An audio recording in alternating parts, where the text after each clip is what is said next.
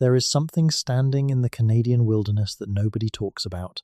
Not in the way they should, anyway.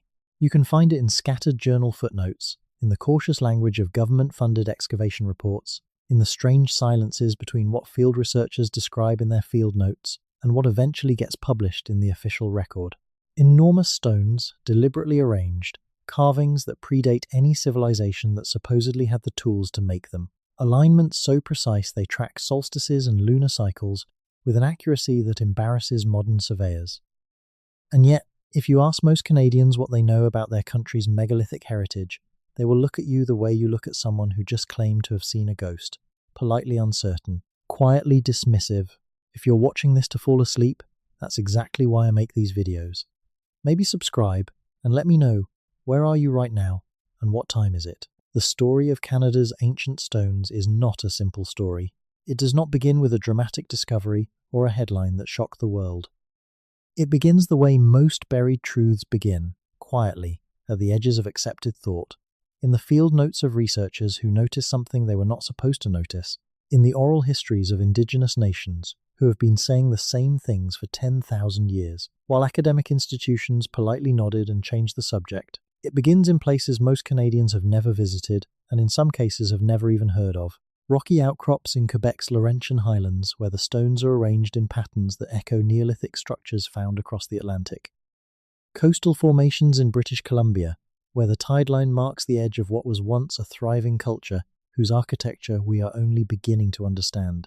The interior plains of Saskatchewan, where certain hills are not natural at all, where the angles are too precise, the drainage too deliberate, the orientation too intentional to be the work of glaciers. And running beneath all of it, like a river that never surfaces but shapes the entire landscape from below, there is the question that nobody in mainstream archaeology wants to answer directly. Who built these things? When? And why has the official story insisted, for most of the last 2 centuries, that there was nobody here to build them?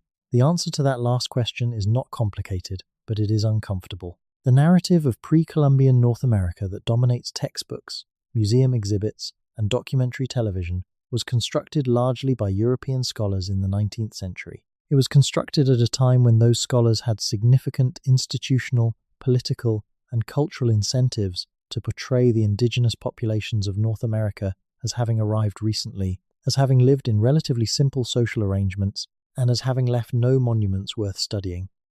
This was not purely a matter of bias, though bias was certainly present. It was also a matter of methodology.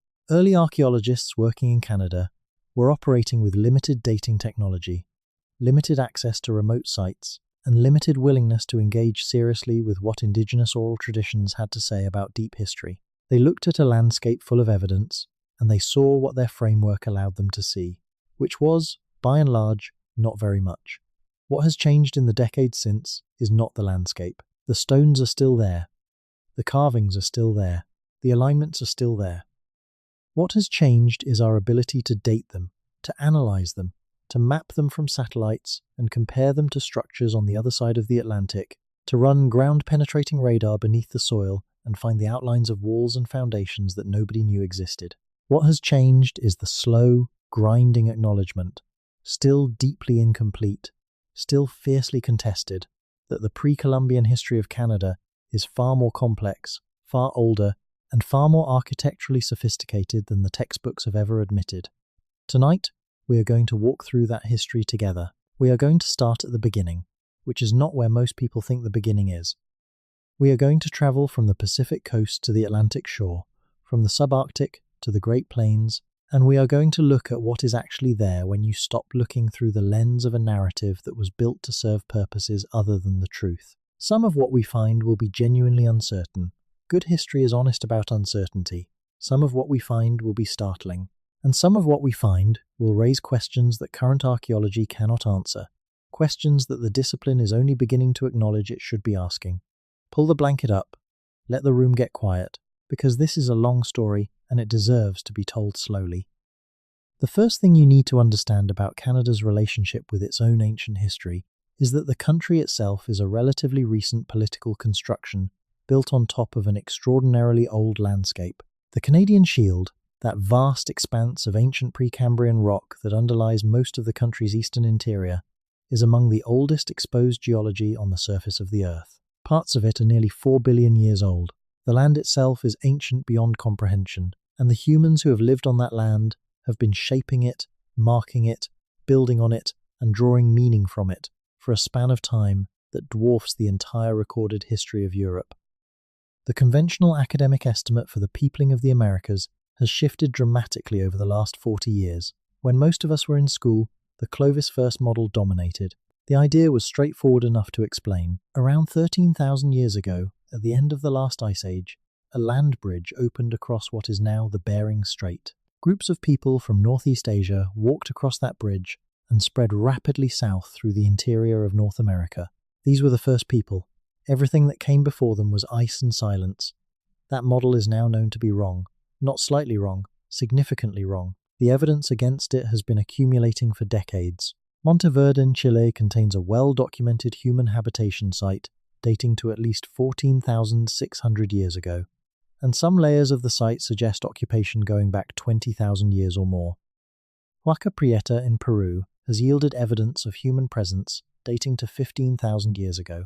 In British Columbia, archaeological work at sites along the Pacific coast has consistently pushed the evidence for human occupation back beyond 15,000 years, and some researchers believe the coastal migration route, people travelling by boat along the kelp forest highway of the Pacific Rim, may have brought humans to the Americas as early as 20,000 years ago or more.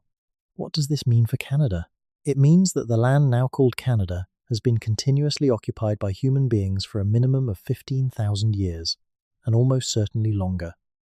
It means that across this enormous span of time, across this vast and varied landscape, the peoples who lived here were not merely surviving. They were building social structures. They were developing astronomical knowledge. They were constructing ceremonial architecture. They were, in short, doing all the things that human beings do when they live somewhere long enough to develop a deep relationship with the land and the sky. The monuments they left behind are not immediately obvious. This is not Egypt, where the pyramids rise from the desert floor in unmistakable geometry. This is a landscape of forest and lake, of tundra and mountain, of coastline and prairie, and the structures that ancient Canadians built were often designed to work with the landscape rather than to dominate it. Stones that seem randomly scattered reveal their arrangement only when you stand in a particular place at a particular time of year, when the rising sun at the winter solstice suddenly illuminates a chamber that has been dark for 6 months. Earthworks that look like natural hills from the ground reveal their true geometry only from above, or from the map coordinates of a satellite survey. This is why they went unrecognized for so long. And this is why, even now that the technology exists to identify and study them, the process is happening slowly.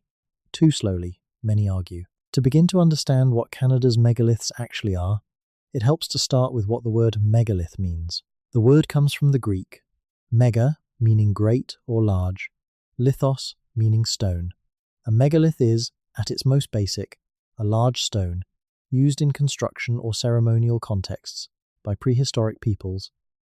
In the European context, this term brings to mind immediately things like Stonehenge in England, the passage tombs of Ireland at Newgrange and Noath, the alignments at Carnac in France, where thousands of standing stones stretch across the Breton countryside in rows that extend for kilometres. These European megaliths are dated to the Neolithic period, roughly 5,000 to 6,000 years ago, though some predate that. They are carefully studied, extensively published, and visited by millions of tourists every year. They are part of the cultural story that Europe tells about itself, about the deep intelligence and spiritual sophistication of its prehistoric peoples. Canada has no equivalent cultural narrative about its prehistoric architecture.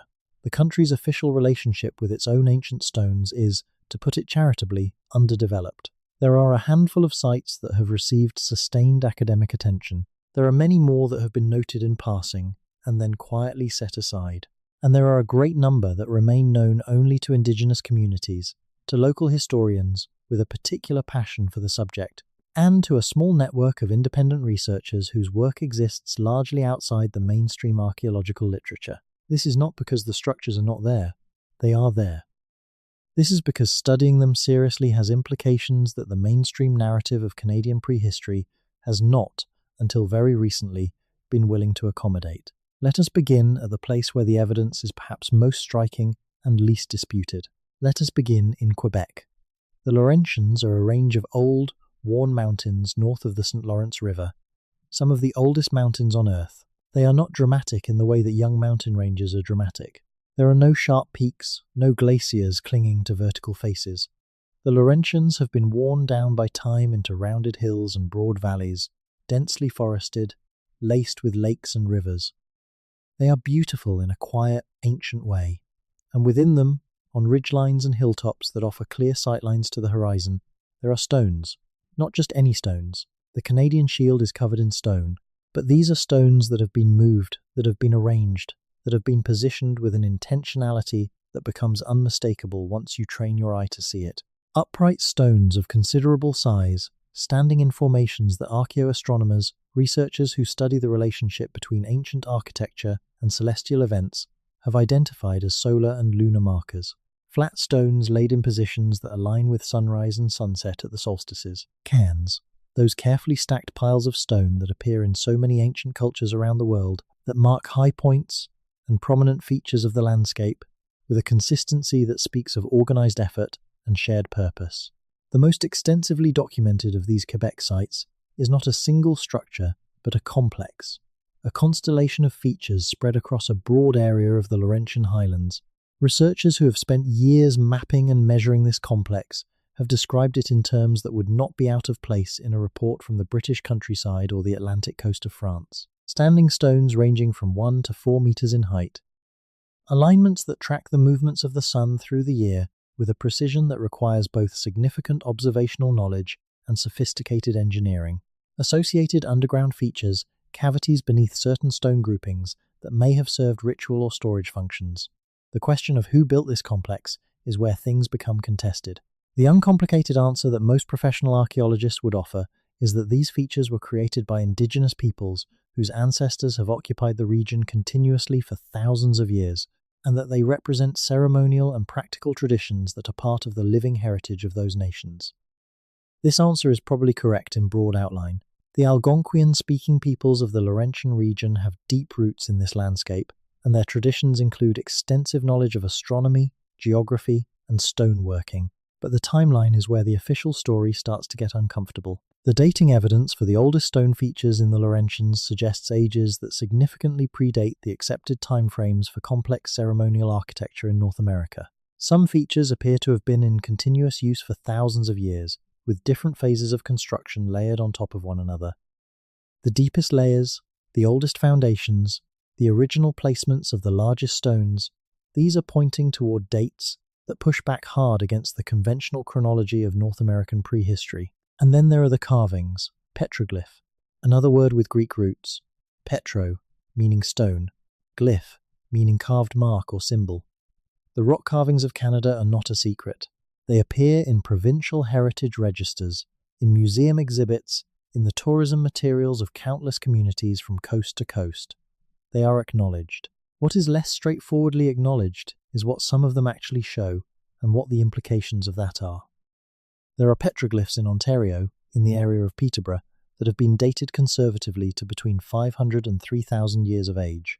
These dates are relatively recent in the global timeline of rock art, and they would not be particularly controversial if the imagery were straightforwardly interpretable within a purely local indigenous cultural context. But the Peterborough petroglyphs, a site now managed as a provincial park and known formally as Kino-Magewapkong, the Teaching Rocks, contain imagery that has generated decades of heated academic debate precisely because some of it is not so straightforwardly interpretable. The site contains over 900 carved figures. The majority of these are recognizable within the visual traditions of the Algonquian peoples who have a living connection to the site and who call it sacred. Canoes, human figures, animals, abstract geometric forms. These are the expected language of woodland period rock art, but the site also contains figures that researchers have struggled to categorize, figures that some scholars have compared to Scandinavian Bronze Age imagery. 1. Figures that include what appears to be script, or something very like script, that does not correspond to any known indigenous writing system of the region. Barry Fell, the Harvard marine biologist who spent decades attempting to document pre-Columbian contact between Europe and North America, devoted considerable attention to the Peterborough petroglyphs. His interpretations were controversial at the time and remain so today. He argued that certain carved inscriptions at the site were written in Ogham, the ancient writing system developed in the British Isles and used extensively during the first millennium of the Common Era. He also identified what he described as Tifinagh, a script used by the Berber peoples of North Africa in some of the glyphs. His conclusions were dismissed by most mainstream archaeologists as misidentification, wishful pattern matching, the kind of error that a marine biologist who has strayed too far from his area of expertise might make. But here is what is interesting about the reaction to Fell's work. The dismissals were often more heated than the subject matter strictly required. Academic arguments about the interpretation of rock art can be spirited, but they are not usually accompanied by the level of institutional pushback that greeted theories of pre-Columbian contact. The vigor of the rejection has itself been noted by historians of science as an indicator that something more than purely scholarly disagreement was at stake. What was at stake was the narrative. If you accept the possibility that people from the British Isles, or from North Africa, or from anywhere in the Old World reached Canada before Columbus, before the Vikings, before any officially recognized contact, then the entire framework of Canadian prehistory needs to be rethought. Not just slightly adjusted, fundamentally rethought. And fundamental rethinking is uncomfortable for institutions that have built their authority on the existing framework, so the dismissals were vigorous. And the Peterborough petroglyphs remain, officially, a mystery.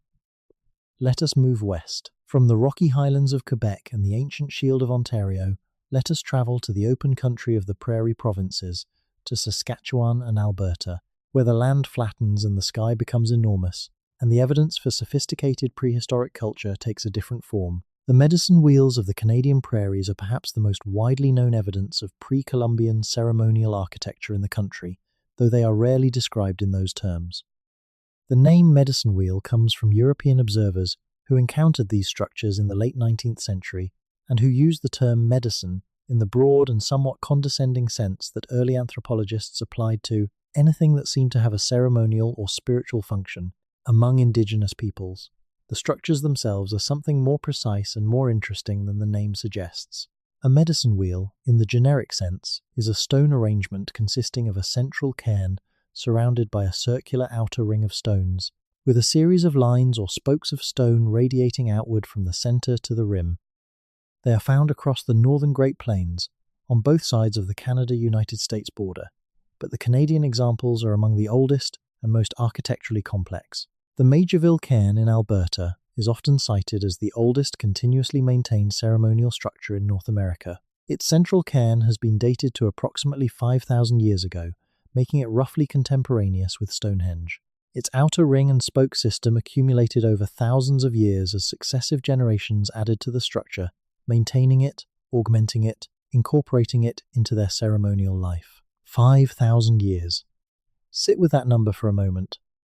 When the central cairn of the Majorville medicine wheel was first constructed, the pharaohs of the Old Kingdom were raising the pyramids at Giza. In Europe, the megalith builders of the Atlantic coast were at the peak of their activity, and on the Canadian prairies, people whose descendants still live in these landscapes were building a ceremonial structure that would be maintained and used for the next 5 millennia. This is not what most Canadians imagine when they think about the history of their country. This is not the narrative that school curricula or popular media have established.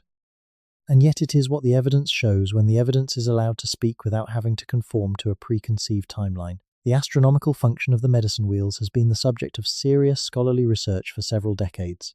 John Eddy, an astronomer at the High Altitude Observatory in Boulder, Colorado, published a landmark paper in the journal Science in 1974, in which he demonstrated that the Bighorn medicine wheel in Wyoming, just south of the Canadian border, was astronomically aligned with the rising and setting points of specific stars at significant times of year. His work was received with sufficient seriousness that it inspired a wave of research into the astronomical properties of Canadian medicine wheels, research that has consistently found similar alignments. The Moose Mountain Medicine Wheel in Saskatchewan is now one of the most carefully studied astronomical sites in the Americas. Its spoke alignments track the midsummer sunrise and the rising points of several bright stars, including Aldebaran, Rigel, and Sirius, with a precision that requires careful, deliberate placement. The structure has been dated to approximately 2,500 years ago, which places it in the same general period as many well-known Old World astronomical monuments. The people who built it were not, by any reasonable measure, operating without sophisticated observational knowledge. They understood the sky. They understood how the position of sunrise and specific stellar risings changes through the seasons. And they built that understanding into stone with enough precision that it is still demonstrable and measurable today. The problem of what to call these builders, of how to fit them into a historical narrative, is one that Canadian archaeology has handled inconsistently. On one hand, there is a genuine and increasing commitment to acknowledging that the cultures which built the medicine wheels, the petroglyphs, the alignments of the Laurentians are the ancestors of the indigenous nations that exist today. This acknowledgement is appropriate and overdue. The continuity of cultural knowledge across thousands of years in these landscapes is real and documented and important. On the other hand, there is a persistent reluctance to fully reckon with what that continuity implies.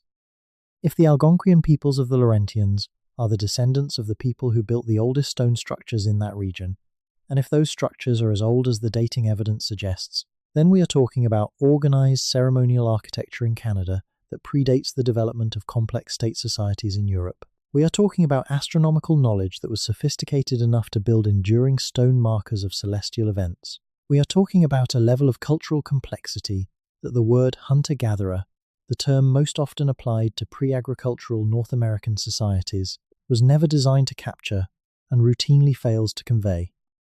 The category of hunter-gatherer is not wrong, exactly. It is incomplete.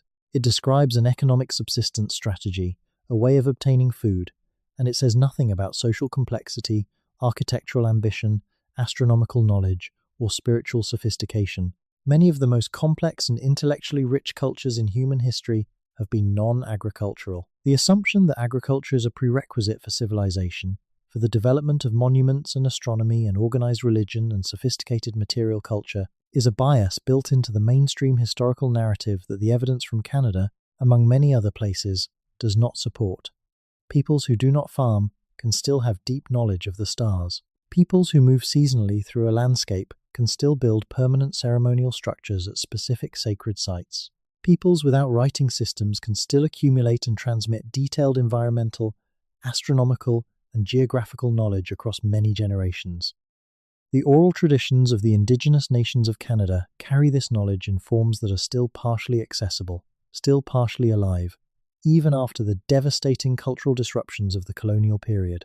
And sometimes, the oral traditions and the archaeological record say the same thing. There is a story told among several of the First Nations of British Columbia about a time when the ocean stood in different places than it does today, when the coastline was further out than it is now, when the islands that dot the coast were not always islands but were at some point accessible by land.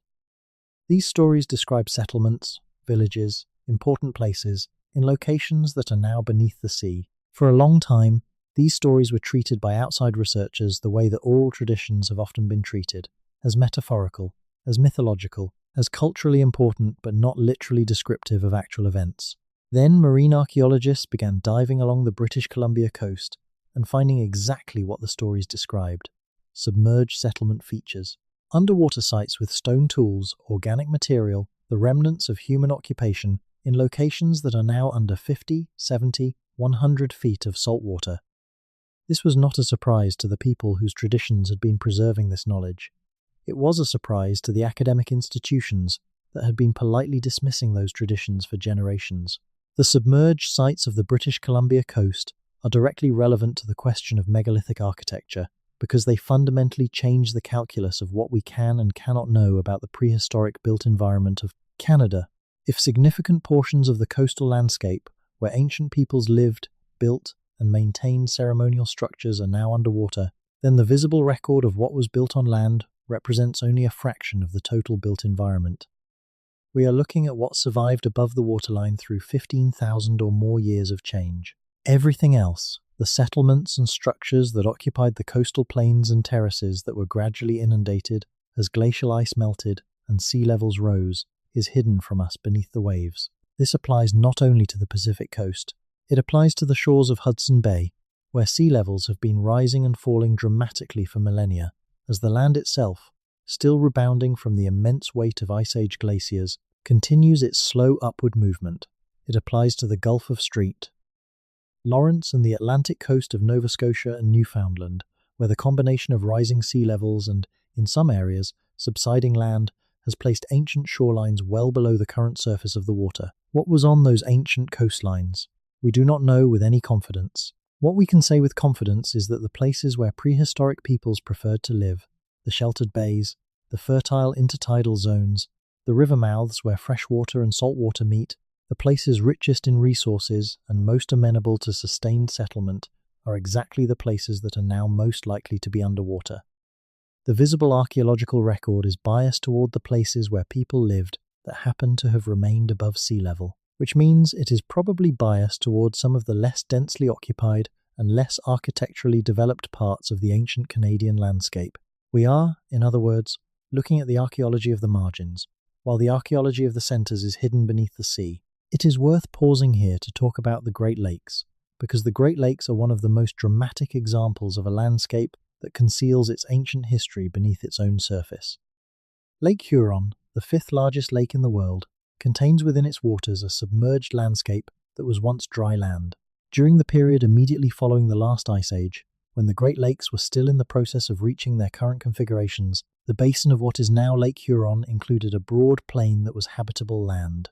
As the ice retreated and meltwater accumulated, that plain was gradually flooded. The communities and structures that existed on it were submerged. In 2007, a team of researchers from the University of Michigan and the University of Wisconsin began using sonar mapping technology to explore the bottom of Lake Huron. What they found was remarkable. The lakebed contained clear evidence of ancient land surfaces, including submerged river channels, pond shorelines, and what appeared to be deliberately constructed stone features, lines of rocks that did not appear to be natural formations, arrangements that suggested purposeful placement. Subsequent diving expeditions confirmed that certain stone formations on the floor of Lake Huron are not natural. They include what researchers have described as a hunting drive lane, a linear arrangement of stones extending for nearly 1 kilometer, used to channel the movement of caribou herds toward a narrowing point where hunters could intercept them. Associated with this drive lane are features that have been interpreted as hunting blinds, stone structures behind which hunters could conceal themselves, and cairns that may have served as markers or decoys. The radiocarbon dates associated with organic material near these structures suggest ages of approximately 9 to 10,000 years. These are among the oldest deliberately constructed stone features ever documented in North America. They are currently sitting under about 30 feet of water at the bottom of Lake Huron, and they were built 9 or 10,000 years ago by people who lived on a landscape that is now a lake. The implications for our understanding of Great Lakes prehistory are significant.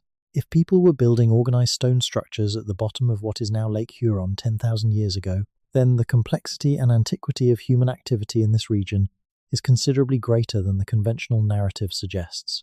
And if structures of this sophistication existed in the Lake Huron basin when it was dry land, what else existed elsewhere in the Great Lakes region that is now hidden by water or by sediment, or by the forest growth of 10,000 years?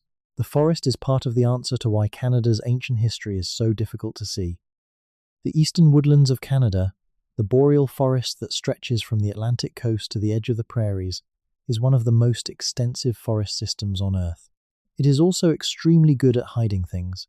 Beneath the moss and the duff and the root systems of old trees, beneath the leaf litter of 10,000 autumns, the remnants of ancient architecture can become effectively invisible. What looks like a natural hillock might be a burial mound. What looks like a random scattering of boulders might be the remains of a structure whose wooden elements have long since decomposed. What looks like a natural ridge might be an earthwork constructed by people who lived here before memory became record. This is not speculation, it is documented. The earthwork mounds of the eastern woodlands, many of them now in the United States but with counterparts and extensions in southern Ontario and along the southern margins of Canada's boreal zone, are real. They are the product of organized, sustained effort. They required the movement of enormous quantities of earth and in some cases stone.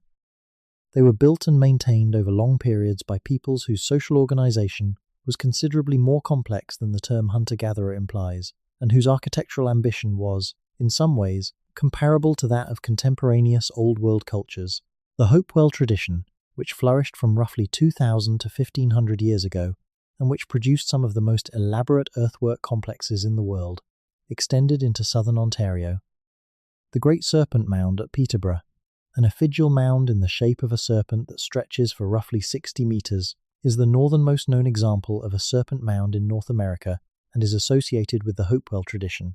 It was built approximately 2,000 years ago and represents a level of planned, organized construction that required both engineering knowledge and sustained community effort.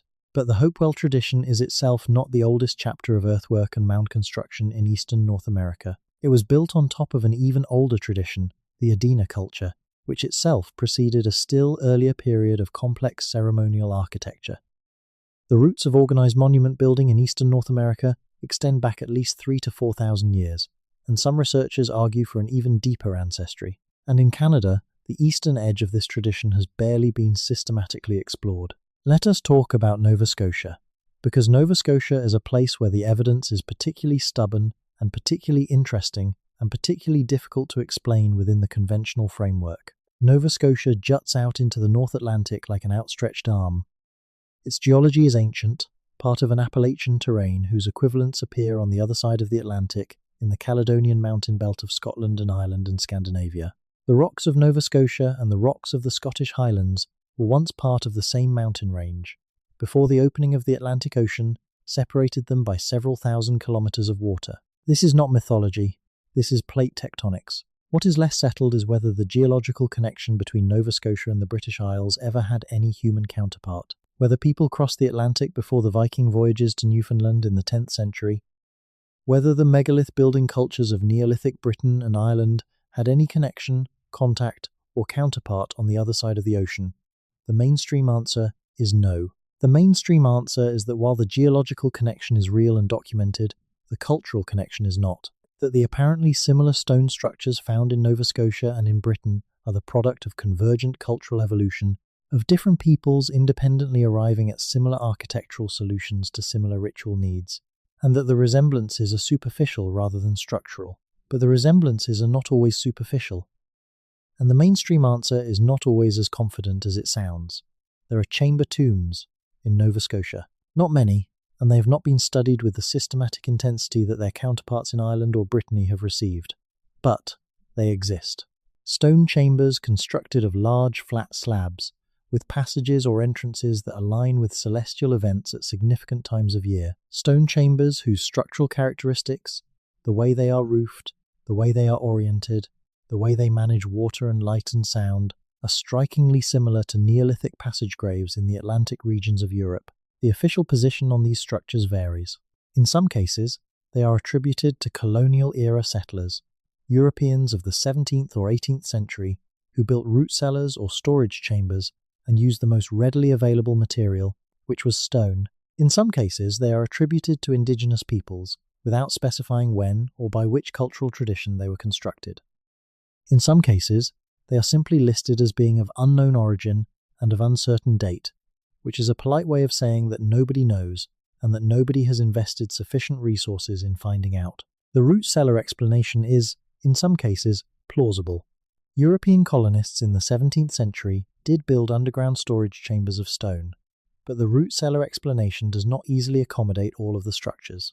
The astronomical orientations of some chambers are too precise to be accidental features of practical construction. The structural complexity of some examples, including corbelled roofing techniques and carefully managed drainage systems, suggests a level of architectural knowledge that exceeds what would be expected of farmers building storage for winter vegetables. And then there is the matter of the Yarmouth stone. In 1812, a large basalt boulder was discovered near Yarmouth, on the southwestern tip of Nova Scotia. On one face of the boulder was carved a series of symbols, roughly 80 characters in what appeared to be a systematic arrangement. The stone was subsequently brought to the attention of scholars and has been the subject of controversy ever since. Various researchers have claimed to read the inscription as runic, as Libyan, as Phoenician, as Mi'kmaq, as meaningless natural scratches, and as several other things. It is now housed in the Yarmouth County Museum. The Yarmouth stone is in some ways a microcosm of the entire debate about pre-Columbian contact in Canada. The inscription is real, the symbols are clearly there, they were placed there by something or someone. What they are, what they mean, and who put them there, these are questions that the field of archaeology has been unable to answer with any consensus, and that the field of archaeology has generally chosen to leave unresolved, rather than to resolve in a direction that would be inconvenient for the official narrative. This is not a conspiracy in the dramatic sense. There are no secret meetings where archaeologists gather to suppress evidence. What there is, instead, is a set of professional and institutional incentives that make it easier and less professionally risky to not pursue certain lines of evidence than to pursue them. Researchers who publish serious arguments for pre-Columbian contact are taking a career risk. The field has a history of harsh treatment for scholars who venture too far outside the consensus. The result is a systematic underinvestigation of evidence that might support heterodox conclusions, an institutional selection effect that shapes what questions get asked and what evidence gets taken seriously. We should speak about the Vikings, because the Vikings are the one case of pre-Columbian contact that the official narrative has been forced to fully acknowledge, and their story is instructive for what it reveals about how the narrative accommodates inconvenient evidence. For most of the 20th century, the dominant position in academic circles was that stories of Viking voyages to North America were mythology, or at best, gross exaggeration, the kind of heroic embellishment that medieval Scandinavians applied to their seafarers in the same spirit that makes every fish story end with a bigger fish. The Icelandic sagas that describe Leif Erikson and his companions landing in a place they called Vinland were poetic narrative, not historical record. Then, in 1960, a Norwegian explorer named Helge Ingstad and his wife, Anne Stein Ingstad, found Lance Ox Meadows at the northern tip of Newfoundland. They found the remains of Norse buildings, Norse iron smelting operations, Norse artifacts, Norse carpentry techniques preserved in the peat. The site was radiocarbon dated to approximately 1,000 years ago, precisely the period described in the sagas. The mainstream narrative changed, virtually overnight. From Norse voyages to Vinland, our mythology to Norse voyages to Vinland, our established fact. This is worth noting. The same community of scholars that had dismissed the sagas as mythology for decades accepted the physical evidence from Lanzo Meadows almost immediately. The evidence was clear. The dating was solid. The professional consensus shifted. Why, then, has the same community of scholars been so much more resistant to evidence of even earlier contact? Why is the bar for acknowledging pre-Columbian contact apparently higher for Phoenicians, or Celts, or Berbers than it was for Norse? The question is not rhetorical. The different treatment of different contact hypotheses deserves an explanation, and the explanation that is most consistent with the history of the field is that the Norse case was forced into acknowledgement by unambiguous physical evidence that could not be explained away, while evidence for earlier contact has been systematically avoided, dismissed, or subjected to a much higher standard of proof. Lance Meadows did not change everything. It changed one thing. It established that Europeans were in North America before Columbus. It did not lead to a wholesale reconsideration of what other evidence might be out there. If anything, it became the new line in the sand. Vikings, yes. Anyone earlier? No. The mechanism of that restriction is not logic. It is institutional inertia. The Mi'kmaq Nation of Atlantic Canada have their own traditions about the ancient history of their land. These traditions have been passed down through countless generations, encoded in stories and ceremonies and geographical knowledge, and they describe a world that is considerably older and more complex than the one that appears in the standard history textbooks. Among the things that Mi'kmaq tradition describes is a deep knowledge of the coastal landscape of Atlantic Canada, including knowledge of places and features that are now underwater. The oral histories of the Mi'kmaq contain accounts of a time when the sea was in different places, when land now covered by water was inhabited, when the shape of the coast was different from what it is today. This is, of course, exactly what the geological evidence would predict for a coastline that has been shaped by thousands of years of sea level change following the last ice age. The Mi'kmaq also have traditions that describe encounters with people who came from across the water. These accounts are specific enough in some cases to include descriptions of appearance, clothing, and behavior that do not match what we would expect from internal North American contact. They describe people with red hair and light skin and boats of a specific type. These traditions are ancient enough and specific enough and consistent enough across different communities and different time periods that dismissing them as pure fabrication requires either extreme skepticism about the reliability of oral tradition in general, which is not a position that archaeology as a field has generally adopted, or a very specific skepticism about this particular category of account. The academic treatment of indigenous oral traditions has improved enormously in recent decades. Archaeologists now routinely consult oral traditions when they are available, and there is a growing literature on the ways in which oral tradition can preserve accurate information about events that occurred thousands of years ago. The submerged sites of the British Columbia coast were found, in part, because researchers took seriously the oral accounts of coastal First Nations that described human settlements in places that are now underwater. That methodology worked. It produced verifiable results. Why is the same methodology not being applied to Mi'kmaq accounts of contact with fair-skinned, red-haired people from across the sea? Let us now go somewhere that most people, when they think about ancient Canadian monuments, would not immediately look. Let us go to the Northwest Territories. Let us go to the land around Great Slave Lake, one of the deepest lakes in the world, a body of water so large and so deep that it has its own weather systems, its own ecology, its own strange and ancient character. The Dene peoples of the Northwest Territories have occupied this landscape for thousands of years.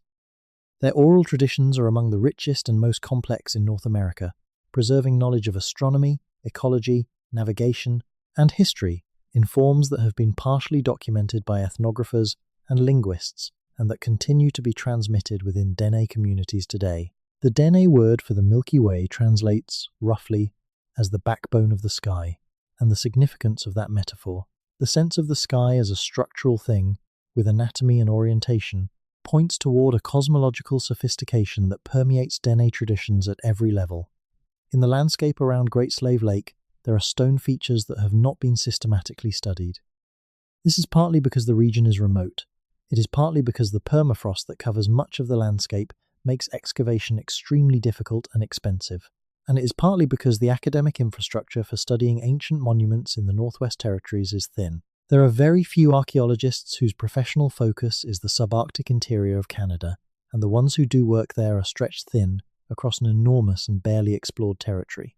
What is known is that the landscape contains cairns, standing stones, and alignments that Dene communities identify as ancient and as associated with specific ceremonial and navigational functions. Some of these features appear, based on visual assessment and limited testing, to be considerably older than the recorded history of European contact in the region. Their precise age, their construction methods, their astronomical properties, if any, remain essentially uncharacterized by formal archaeology. This is the situation across vast portions of northern Canada. The land contains evidence. The evidence has not been studied. The reasons for this are practical and financial as well as ideological, but the result is the same. We are claiming to know the history of a landscape that we have barely looked at. There is a particular kind of frustration that comes from being in a field where the questions are large and the resources are small and the institutional inertia is heavy. Researchers who have devoted careers to the study of Canadian prehistory often describe this frustration with a combination of passion and resignation that speaks to something genuinely difficult about the work. The late Dr. Thomas Lee was one such researcher. Lee worked for the National Museum of Canada in the mid-20th century and spent years excavating sites on the Ungava Peninsula of northern Quebec, a remote and rarely visited region at the northeastern corner of the province. What he found there changed his understanding of North American prehistory and, effectively, ended his career with the National Museum. At a site called Pamioc Island in Payne Bay, Lee excavated what he believed were the remains of a large, organized settlement of considerable antiquity. The architecture of the site was unlike anything previously documented in the region. There were longhouses, structures with stone foundations that extended for 30 to 40 meters. There were quantities of iron, not native copper that indigenous peoples of the region had worked for thousands of years, but smelted iron of the kind that would require knowledge of iron metallurgy.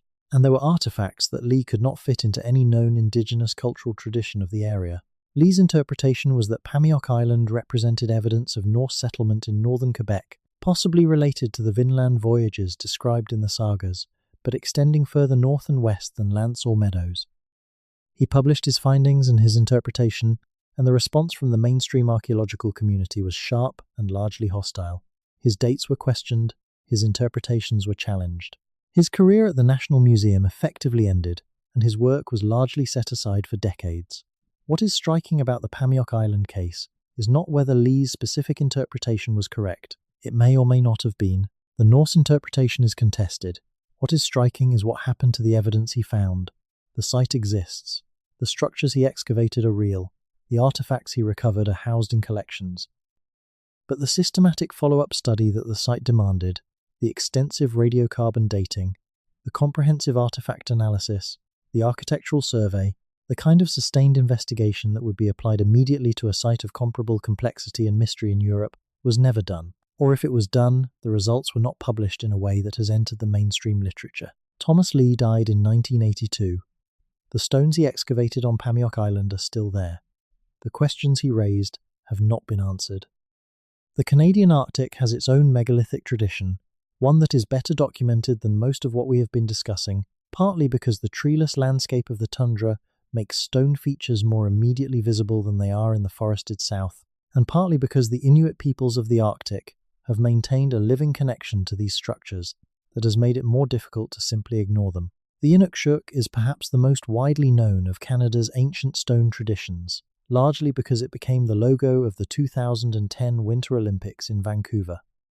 The word Inukshuk comes from the Inuktitut language and means, approximately, something which acts for or performs the function of a person. An Inukshuk is a stone figure built in the rough shape of a human being, used traditionally as a navigational marker, a landmark, and a communication device. They appear across the Arctic landscape in great numbers, marking trails, indicating food caches, pointing towards safe passages through dangerous terrain. Some Inuksut, the plural form, are ancient. Some were built within living memory. The Inuit tradition of building and using them is continuous and living. But the oldest Inuksut in the Arctic are associated with a people the Inuit call the Tuniat, or Dorset, who are not the ancestors of the modern Inuit, but a distinct cultural group that inhabited the Arctic before the Inuit arrived from Alaska approximately 1,000 years ago. The Tuniat were there before the Thule culture, the direct ancestors of modern Inuit, spread eastward from Alaska. And before the Tuniat, there were others, the pre-Dorset and independence cultures that pushed into the Arctic as the ice retreated, leaving their own marks on the landscape in forms that we are still working to understand. The stone structures of the Fox Basin region of Nunavut, an area of Canadian Arctic that sits between Baffin Island and the mainland, include features that do not fit neatly into any known Arctic cultural tradition. There are circles of stone that are too large and too precisely constructed to be simple tent rings, the stone weights used to anchor the edges of skin tents. There are alignments of stones on hilltops that appear to track celestial events, but have not been formally studied as archaeoastronomical features.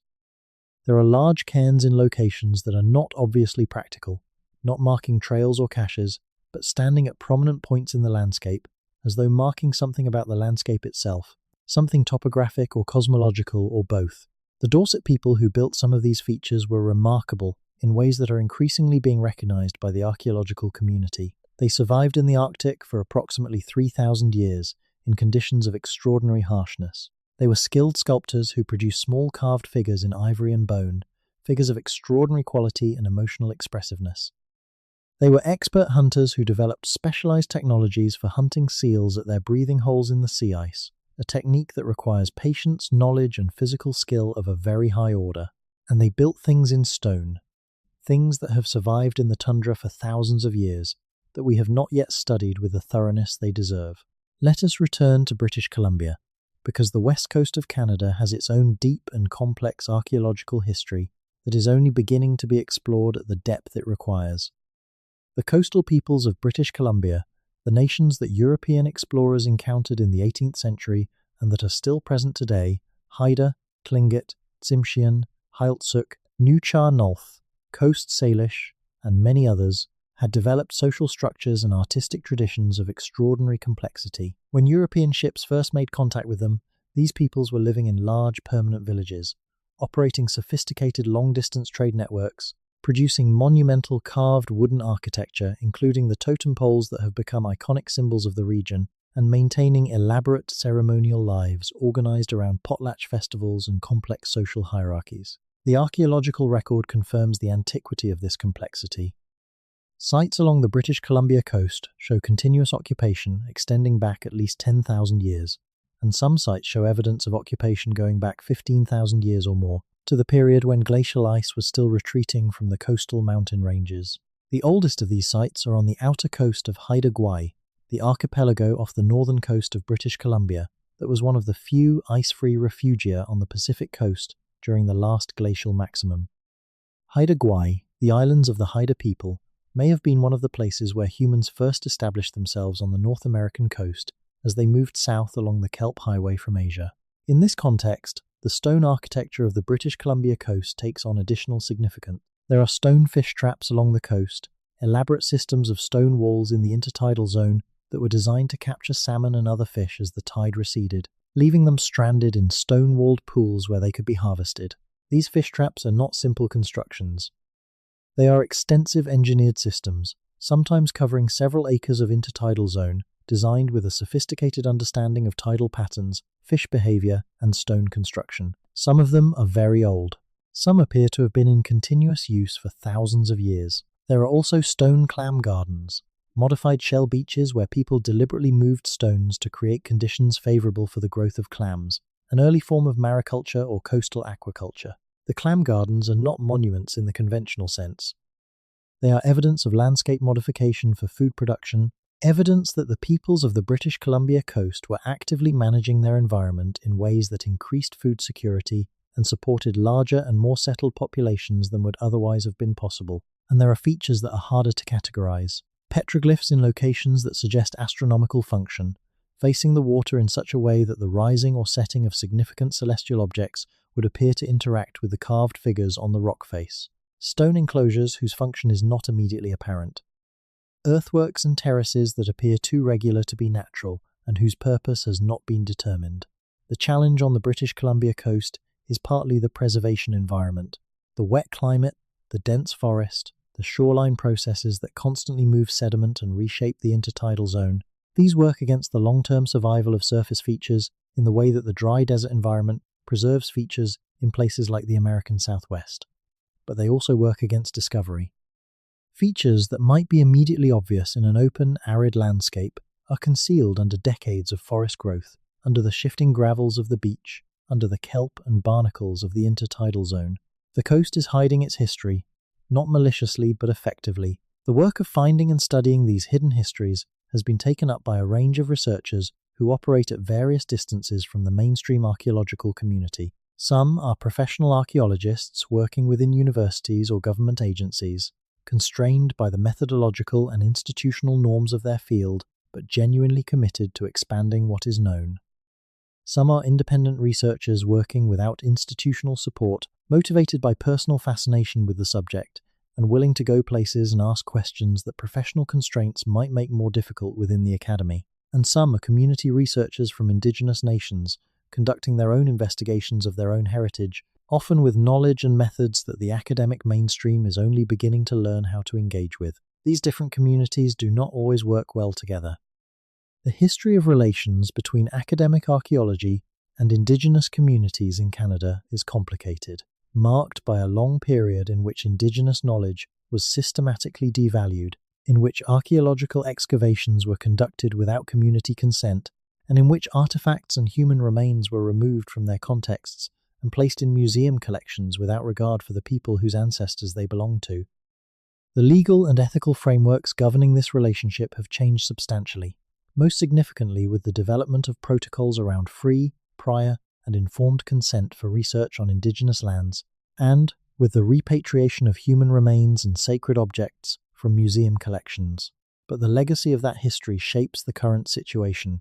Trust is not easily rebuilt, and the process of genuinely integrating indigenous knowledge into archaeological practice, of treating oral tradition as a source of evidence that is worthy of the same serious engagement as a radiocarbon date or a stone artifact, is still very much in process.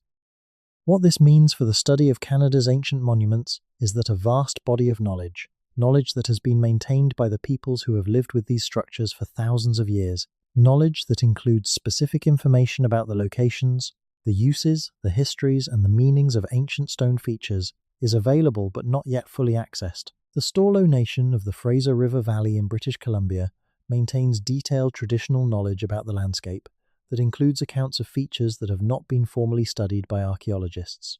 The Cree nations of the boreal forest preserve geographical and historical knowledge that extends back far beyond the period of European contact. The Haudenosaunee nations of southern Ontario carry oral traditions that describe events and places from a period so remote that, if taken literally rather than metaphorically, They point toward a prehistory far more complex than any that has been officially acknowledged. There is an argument that is sometimes made in response to the kind of evidence we have been discussing. The argument goes like this. Yes, there are ancient stone structures in Canada. Yes. Some of them are impressive. Yes. They demonstrate a level of cultural complexity and architectural sophistication that the conventional narrative underrepresents. But the explanation for all of this is simply the Indigenous peoples of Canada themselves, whose cultures are ancient and sophisticated, and whose history has been systematically undervalued. There is no need to invoke transatlantic contact, or lost civilizations, or any of the more exotic theories that circulate around ancient monuments. The simpler explanation is always to be preferred. This argument has considerable merit. The impulse to look for outside explanations for the achievements of non-European peoples, to attribute their monuments and their knowledge to visitors from elsewhere, rather than to their own intelligence and creativity, has a troubling history. It is an impulse that has been used to diminish and delegitimize indigenous cultures. When 19th century scholars looked at the earthwork mounds of the Ohio Valley and proposed that they must have been built by a vanished race of mound builders who had nothing to do with the contemporary indigenous peoples, they were doing something that was not scientifically valid and that served ideological purposes that we would now recognize as deeply problematic. The mound builders' hypothesis was wrong. The earthworks of the Ohio Valley and the Mississippi Basin were built by the ancestors of the indigenous peoples who live in those regions today, not by some mysterious vanished race. The hypothesis was driven by a refusal to credit Native Americans with the sophistication that their own history demonstrated, and it took generations to fully correct. So the caution about exotic external explanations is warranted. It is a corrective against a long tradition of undervaluing indigenous achievement, but the corrective should not go so far that it closes off legitimate inquiry into genuinely puzzling evidence. The rock art at Peterborough that bears resemblance to Old World scripts is real. The stone chamber tombs of Nova Scotia that resemble Neolithic structures in Ireland are real. The artifacts of possible Norse manufacture found at sites beyond the currently acknowledged Norse presence in Newfoundland are real. These things exist. They deserve investigation on their merits.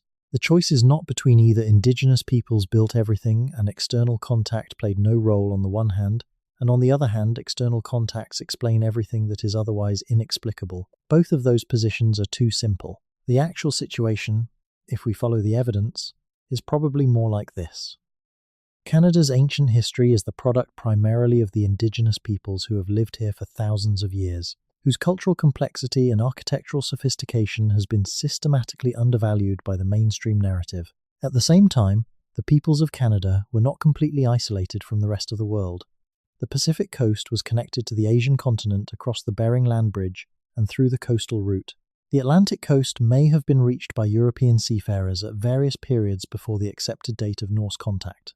The Great Lakes and the Strait Lawrence system created a vast interior waterway network that connected peoples across enormous distances. In all these connections, in all this movement and exchange, the possibility of contact with people and ideas from beyond the continent is real and deserves honest investigation. What is not deserved is the reflexive dismissal of evidence because it points toward conclusions that the official narrative has not yet accommodated. Let us talk about copper, because copper is one of the most interesting and most puzzling aspects of ancient Canadian and North American history. The Great Lakes region contains one of the largest deposits of naturally occurring pure copper on Earth. On the Keweenaw Peninsula of what is now Michigan, and on the islands and shores of Lake Superior, there are deposits of native copper that occurs in its metallic form without requiring smelting, that have been worked by indigenous peoples for at least 8,000 years. The Old Copper Culture, a term applied to the peoples of the Great Lakes region during the period from roughly 3,000 to 8,000 years ago, produced copper artifacts of extraordinary variety and workmanship. Spear points, knives, axes, fishhooks, bracelets, beads, and objects whose function is not clearly utilitarian, objects that appear to have been status markers or ceremonial items. The quantity of copper removed from the Lake Superior deposits during the prehistoric period is staggering. Estimates based on the size of the mining pits and the volume of material removed run into the hundreds of millions of pounds of copper. This is copper that was extracted, worked, and distributed across an enormous area. Old copper artifacts have been found from the Rocky Mountains to the Atlantic coast, from the Gulf of Mexico to the subarctic. They traveled through trade networks whose extent and sophistication astonish researchers who have mapped them. Where did it all go? This is a question that generates considerable unease in mainstream archaeology. The quantity of copper that was extracted from the Lake Superior deposits during the prehistoric period is, by most estimates, considerably larger than the quantity of copper that has been found in old copper artifacts within North America. The archaeological inventory of old copper objects is large, but it does not obviously account for all the copper that was mined. This discrepancy has been noted by researchers who have investigated the possibility of transatlantic copper trade in the Bronze Age. The Bronze Age in Europe, the period from roughly 5,000 to 3,000 years ago, was characterized by an enormous demand for copper, which was combined with tin to make bronze for tools, weapons, and ceremonial objects. European copper deposits were being exploited during this period, but there is a long-standing debate among European archaeologists about whether those deposits were sufficient to account for the scale of Bronze Age copper use in Europe.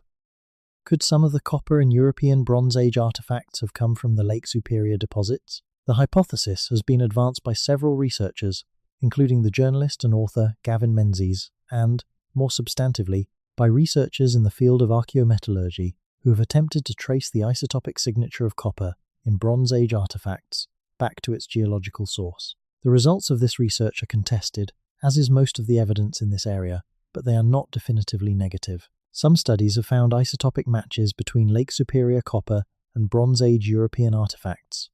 Others have not. The difficulty is methodological.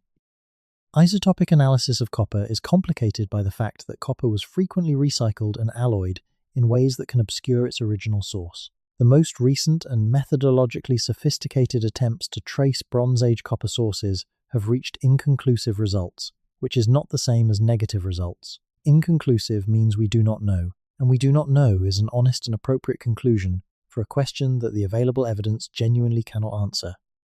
What can be said is that the quantity of copper mined from Lake Superior in prehistory, the sophistication of the trade networks that distributed it, and the timing of the intensive exploitation of the deposits, which appears to have peaked in a period that overlaps with the height of Bronze Age copper demand in Europe, constitute a set of circumstances that warrant serious investigation rather than reflexive dismissal. The idea of people crossing the Atlantic Ocean before the development of Iron Age seafaring technology is not as implausible as it might initially seem. The Atlantic Ocean, as ocean crossings go, is not the most difficult in the world.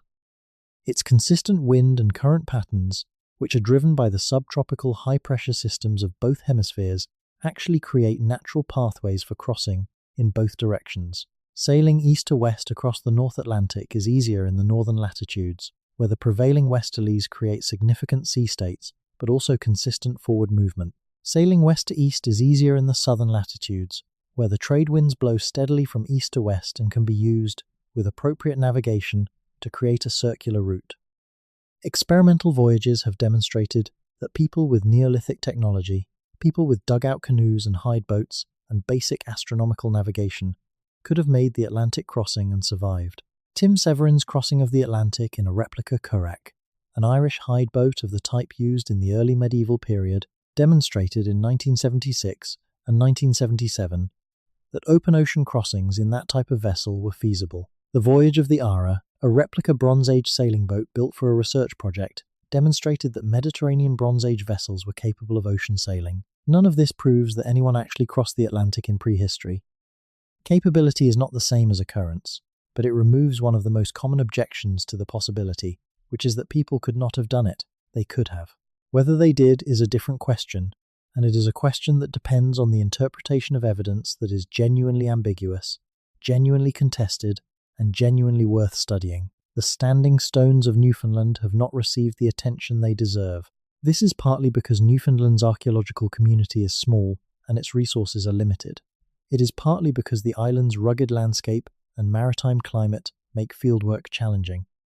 And it is partly because the establishment of the Norse site at Lansore Meadows, which solved one major mystery about the island's prehistoric contact with Europe, may have had the paradoxical effect of closing off further inquiry. Once you have confirmed the Norse presence, the appetite to look for anything else may be diminished. But the Norse presence at Lansore Meadows is dated to approximately 1,000 years ago. The stone features in the interior of Newfoundland that some researchers have identified as megalithic in character are, based on their visual and structural properties, potentially considerably older. They include upright stones of the kind that appear across the Atlantic in Neolithic contexts. They include stone enclosures that do not correspond to any known Norse architectural tradition. They include petroglyphs whose imagery is distinct from the known Norse visual tradition. Whether these features are genuinely ancient, and if so, how ancient, whether they are the work of indigenous peoples or of visitors from across the ocean or of some combination of both, are questions that cannot be answered without systematic, well-funded, multidisciplinary research. That research has not been done. The stones stand, as they have stood for an unknown number of years, in the wind and the cold of the Newfoundland interior, keeping their own counsel. The Algonquians of the Ottawa River Valley are one of many First Nations whose territory contains stone features of potential archaeological significance that have not been comprehensively studied. The Ottawa River itself is ancient, carved by glacial meltwater into a valley that became one of the great canoe routes of the continent, connecting the Great Lakes to the St. Lawrence and from there to the Atlantic coast. The peoples who lived along this corridor were central players in the vast network of exchange that distributed goods and ideas across the continent for thousands of years. In the limestone and granite of the Ottawa Valley, there are carvings, faces, animals, geometric forms, hands, abstract symbols. Some are clearly recent, some appear to be very old. Their age is difficult to determine precisely, without methods that have not been applied systematically to this area. What is certain is that people have been making marks on the stone of this valley for a very long time, and that the marks they made were meaningful to them, were placed in locations that were chosen for reasons that had to do with the landscape and the sky and the water. There is an interest in studying these features more systematically, and there are researchers who have committed themselves to doing so, but the pace of research is slow relative to the scale of the task. Canada is a large country. Its archaeological resources are spread thin. The priorities of funding agencies and government institutions do not always align with the intellectual priorities of researchers who are most interested in the deepest layers of the country's history. The result is a situation in which we know enough to know that we do not know very much, which is an uncomfortable but honest place to be. Night is a good time to think about the people who built things that lasted. There is something in the nature of darkness, in the way it strips away the immediate and the practical and leaves the mind free to reach backward in time, that makes ancient history more present. The people who arranged the stones of the Laurentian highlands, or stacked the cairns of the prairies, or carved the faces into the limestone of the Ottawa Valley, were not so different from us in the things that mattered to them. They had children they wanted to keep safe. They had questions about the sky that they could not answer but could not stop asking. They had a sense, dimly felt but persistently present, that the world around them was larger and older and more meaningful than any single lifetime could encompass. They built things to hold that sense.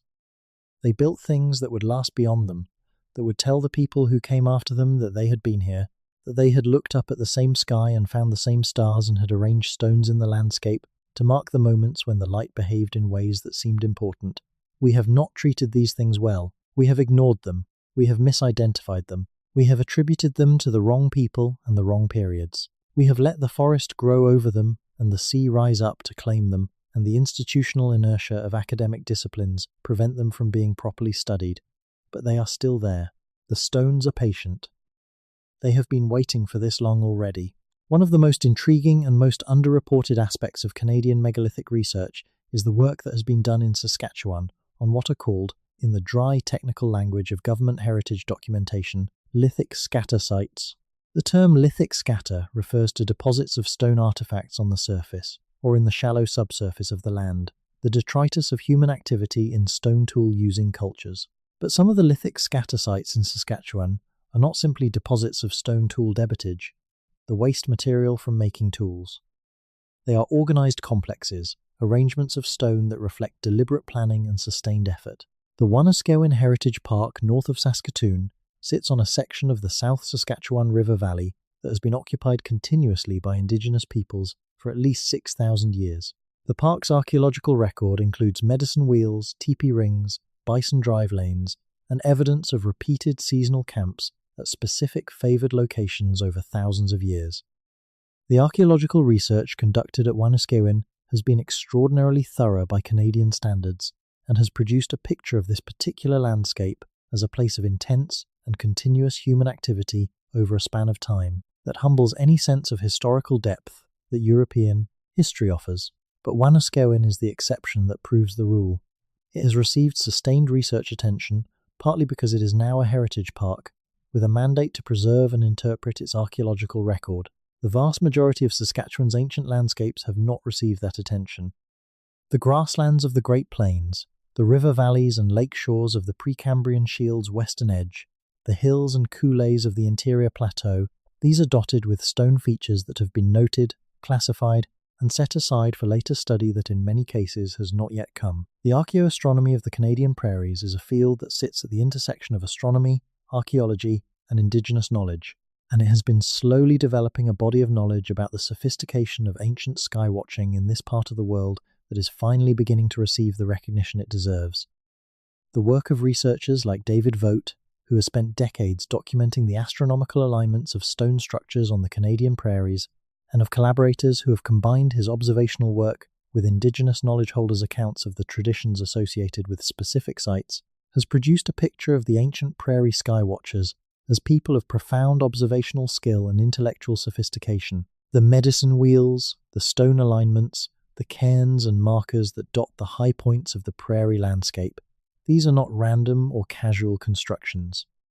They are the product of sustained observation of the sky over many generations, of the accumulation of knowledge about how the sun and moon and stars move through the year, and of the deliberate encoding of that knowledge in stone.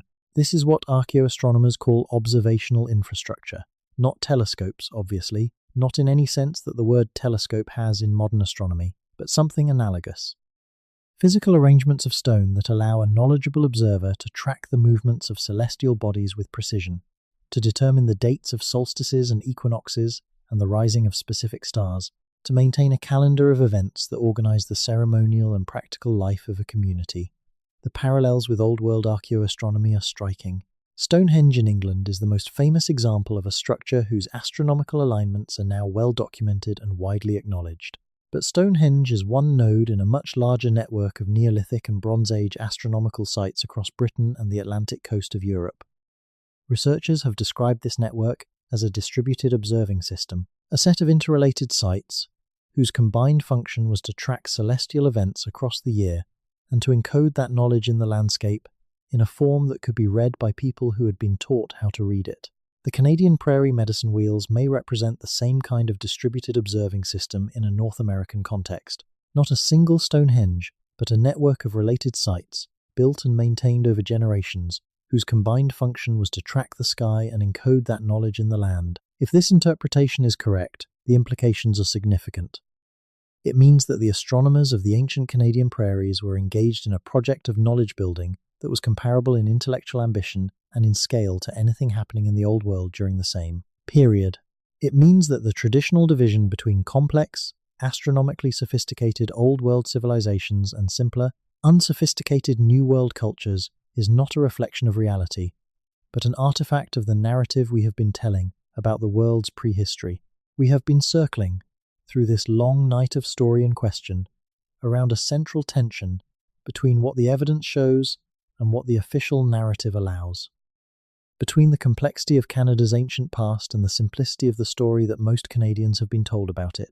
This tension is not unique to Canada. It exists wherever the recorded history of a place was written by newcomers who had reasons, conscious or unconscious, to minimize the depth and sophistication of what came before them. But in Canada, the tension is particularly acute because the gap between the evidence and the narrative is particularly large. This is a country whose dominant culture arrived relatively recently, in the last 500 years, and whose institutions of terming learning and research were built by that dominant culture on the assumption that the people who had been here before them had not left a history worth studying in depth. That assumption is demonstrably false. It is being revised, slowly and incompletely, as the evidence accumulates and the voices of Indigenous nations become more fully incorporated into the conversation about what Canadian history actually is. The stones help. Stones do not change their story. Stones do not adjust their testimony based on who is asking or what the institutional consensus currently prefers. The alignments that were built into the medicine wheels 5,000 years ago still align with the same solstice sunrises. The petroglyphs that were carved into the rocks of Ontario 2,000 or 3,000 years ago still show the same forms, the same symbols, the same artistic traditions that were current when they were made. The stone chambers of Nova Scotia still manage light and water and sound in the same way they were designed to. The stones are patient. And the people who study them with genuine openness and genuine rigor are slowly beginning to tell us what the stones have been saying all along. As we have moved through this long night's journey across Canada's ancient landscape, from the Atlantic coast to the Pacific, from the subarctic to the prairies, from the deep forests of the boreal zone to the high Arctic tundra, a few themes have emerged again and again. The first is the theme of invisibility. Canada's ancient monuments are hidden in plain sight by forests and water and permafrost, and the simple fact that they were not built to the scale that makes them immediately obvious to a passing eye. You have to look for them, and you have to know how to look. The people who have always known how to look are the descendants of the people who built them, and their knowledge has not always been sought or respected. The second theme is the theme of institutional resistance. The mainstream narrative of Canadian prehistory has not easily accommodated evidence that points toward greater antiquity, greater complexity, or greater external connectivity than the established story allows. This resistance has shaped what research gets funded, what interpretations get published, and what evidence gets taken seriously. It is changing, but it is changing slowly. The third theme is the theme of continuity. The Indigenous nations of Canada have not vanished. They are here, and their knowledge of their own history, encoded in oral tradition and ceremonial practice, and deep geographical familiarity with specific landscapes, represents a form of historical documentation that is as real and as valuable as anything in a museum archive, and that is only beginning to be engaged with seriously on its own terms. The fourth theme, the one that perhaps matters most for how we understand these monuments in their fullest context, is the theme of human ambition.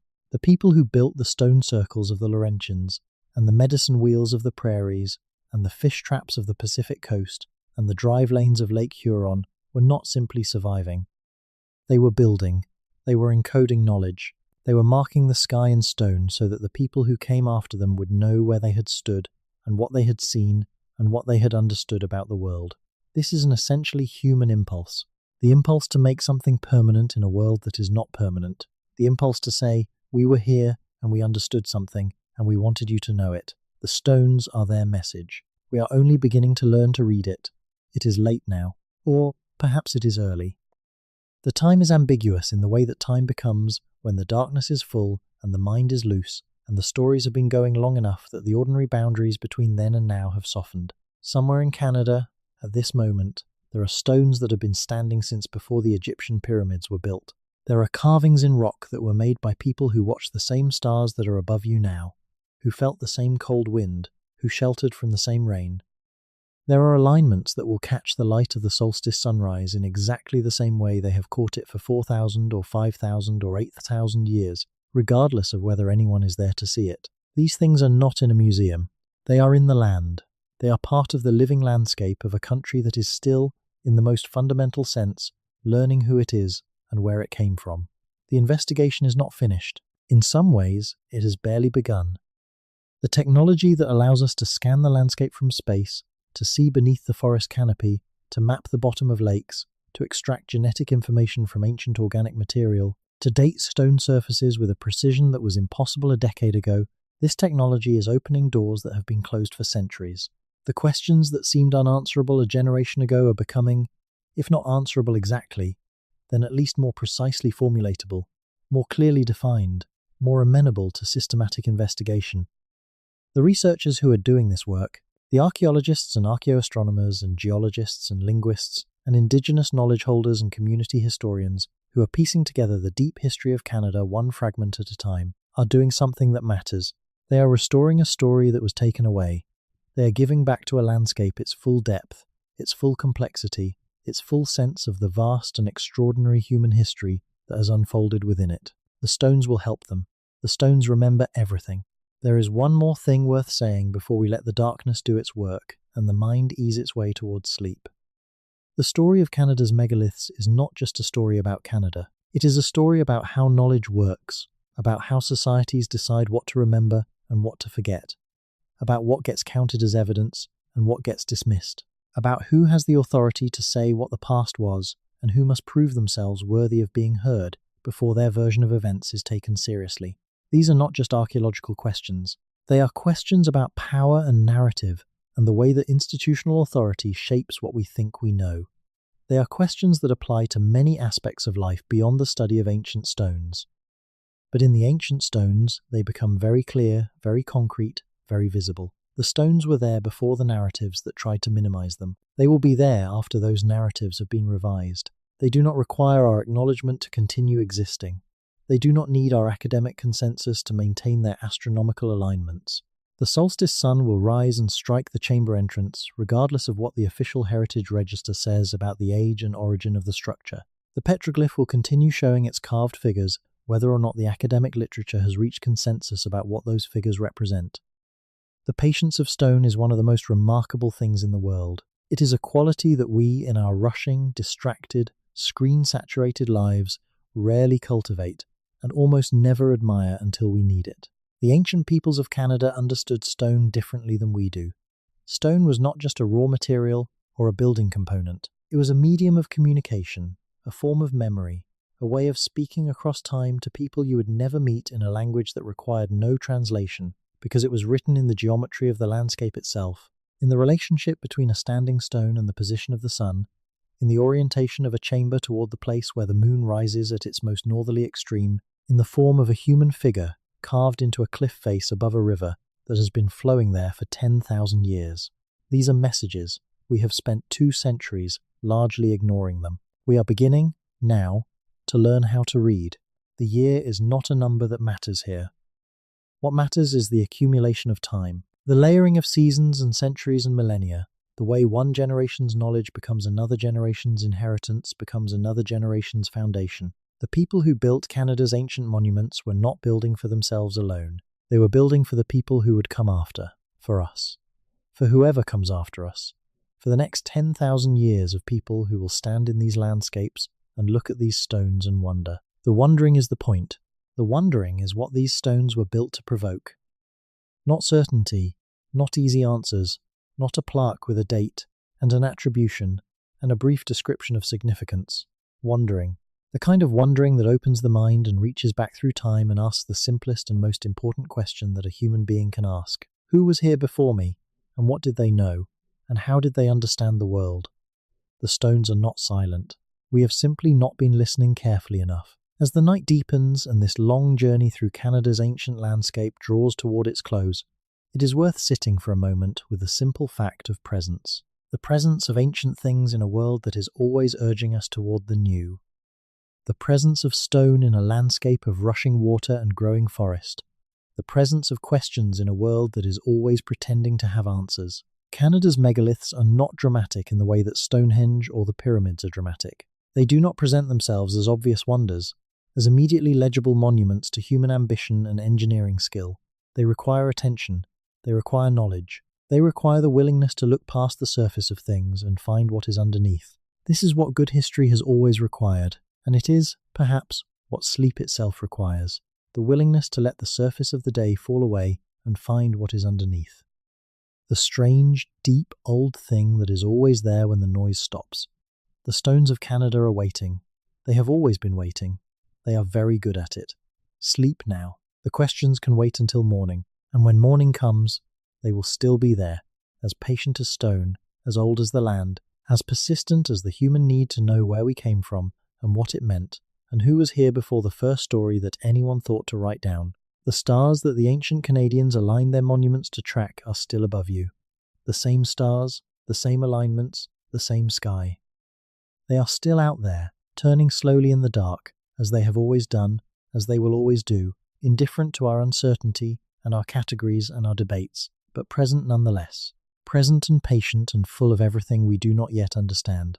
Good night, but before the night fully closes, there are more stones to visit, more questions to carry through the darkness, more of this vast, extraordinary, underexplored country to walk through in imagination, if not in foot. Let us go back to the beginning. Let us go back to the question of how old any of this really is. When archaeologists speak of dating methods, they are speaking of a set of tools that have different properties, different ranges of accuracy, and different applicability to different kinds of material. Radiocarbon dating, the method most people have heard of, measures the decay of a specific isotope of carbon in organic material. It is extraordinarily useful for dating things like charcoal from ancient fires, wood from ancient structures, bone from ancient burials. But it has a range limit of roughly 50,000 years, beyond which the concentration of radioactive carbon in a sample becomes too small to measure accurately, and it requires organic material. Stone does not contain carbon in a form that radiocarbon dating can use. Dating stone itself requires other methods. Thermoluminescence dating measures the energy accumulated in crystalline materials since they were last exposed to heat. Optically stimulated luminescence dating, a related technique, measures the energy accumulated since the material was last exposed to light. These methods can date the surfaces of stone artifacts, stone tools, and in some cases stone structures with considerable accuracy. Cosmogenic nuclide dating measures the accumulation of specific isotopes in rock surfaces that have been exposed to cosmic radiation and can provide ages for exposed rock surfaces stretching back hundreds of thousands of years. These methods are more expensive and more technically demanding than radiocarbon dating. They require specialized equipment and specialized expertise. They are used less frequently than radiocarbon dating in archaeological research, partly because of cost, and partly because the archaeological community has been slower to develop standard protocols for their application to ancient monument research. But they are available. And when they have been applied to stone features in Canada, the results have sometimes been surprising. Cosmogenic nuclide dating, applied to certain standing stones in the Laurentian region, has produced ages that are significantly older than the conventional estimates for the cultural periods most frequently associated with these structures. The exact figures from these studies are disputed, and their interpretation is contested, as results in a field this technically complex and this historiographically fraught always are. But the direction of the evidence is consistent. When you date the exposed surfaces of the oldest stone features in Canada using the most direct available methods, you tend to get older dates than the conventional narrative predicts. This does not mean the conventional narrative is simply wrong. Dating is complicated. Surface exposure ages can be affected by many factors that are difficult to control for. Stones can be toppled and re-erected, moved and replaced, used and reused in ways that complicate the relationship between the age of the stone surface and the age of the structure.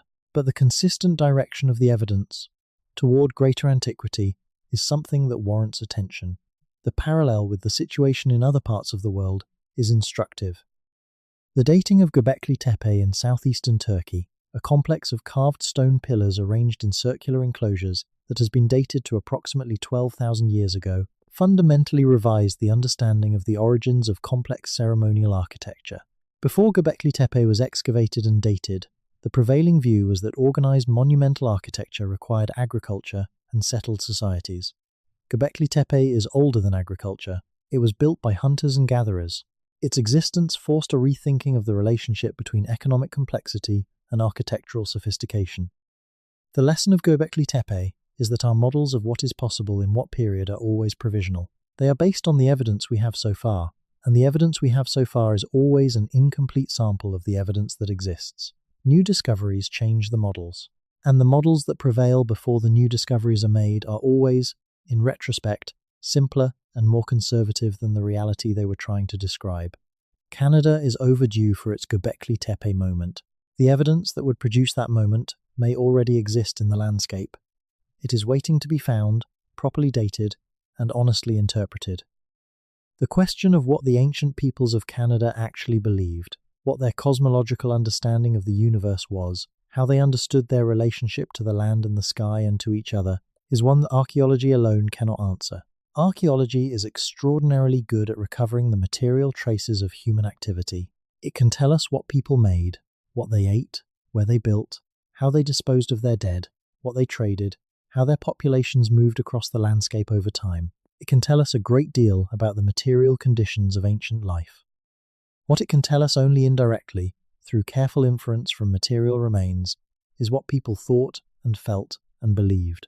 The inner life of ancient cultures is accessible to us only through the material traces they left of their inner lives, through their art, their ceremonial objects, their grave goods, the way they oriented their structures toward particular points in the sky.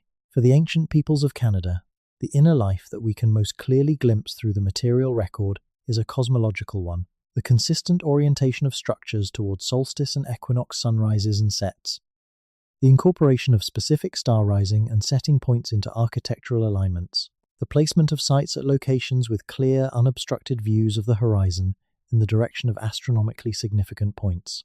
These material facts speak of a deep and sustained attention to the sky, of a cosmological framework in which the movements of celestial bodies were central to the understanding of time, of seasonal cycles, of the appropriate moments for ceremony, and for practical activities like hunting and planting and travel.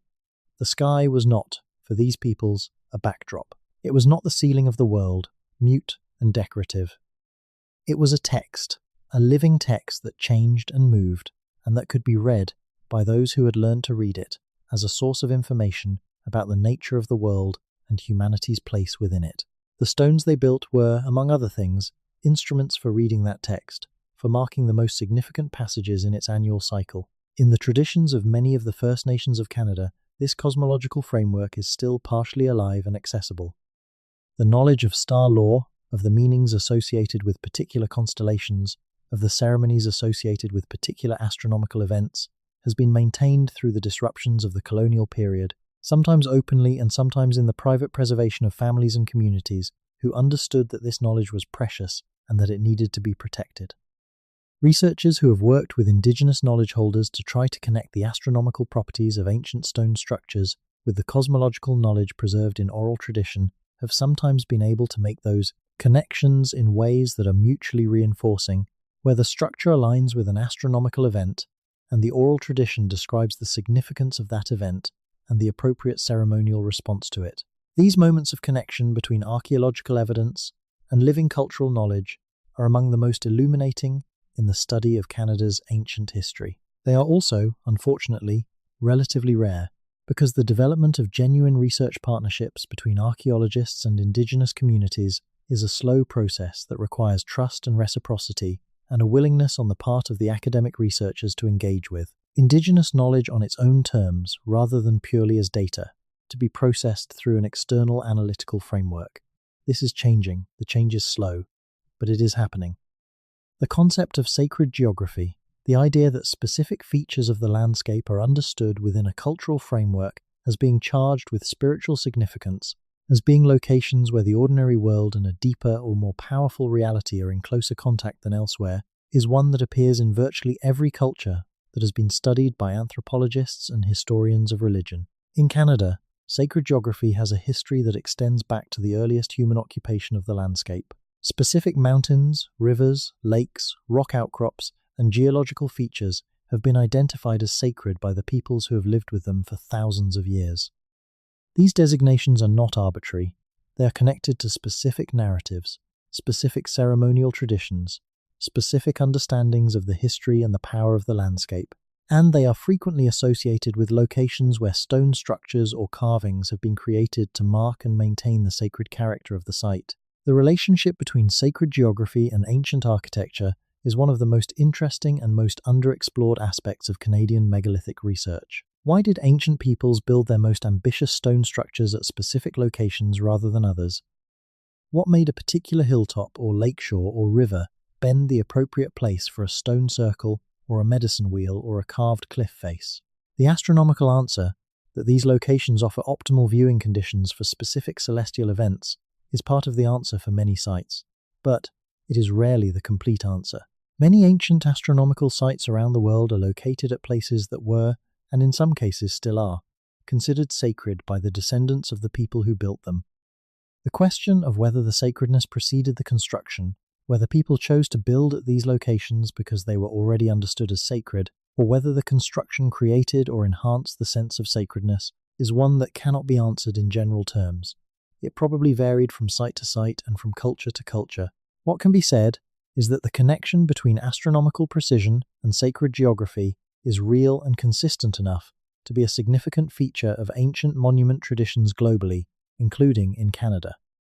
The Laurentian Highlands of Quebec, where some of the most interesting Quebec megalithic research has been conducted, are a landscape dense with features that have been considered sacred by the Algonquian peoples of the region for as far back as oral tradition reaches. Specific lakes, specific summits, specific geological formations are associated with powerful presences and events in the cosmological narratives of these peoples.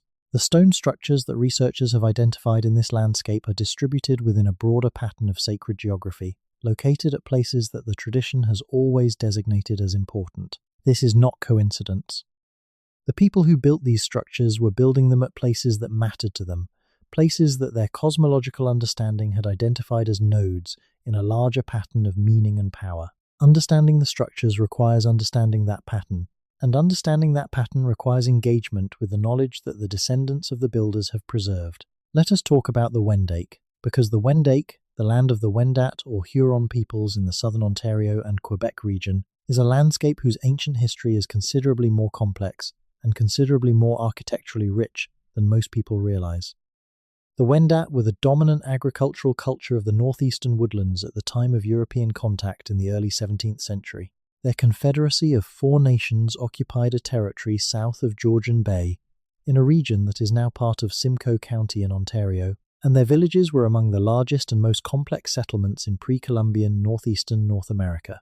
Estimates of the population of the Wendat Confederacy at contact range from 20 to 40,000 people, a substantial community whose social organization, agricultural practices, and material culture were sophisticated by any reasonable measure. But the Wendat did not emerge from nowhere. Their culture was the product of thousands of years of development in the Great Lakes region, development that included the adoption of maize agriculture, the establishment of trade networks that connected them to peoples throughout the eastern woodlands, and the accumulation of architectural and astronomical knowledge that predated the development of their specific cultural form by many centuries.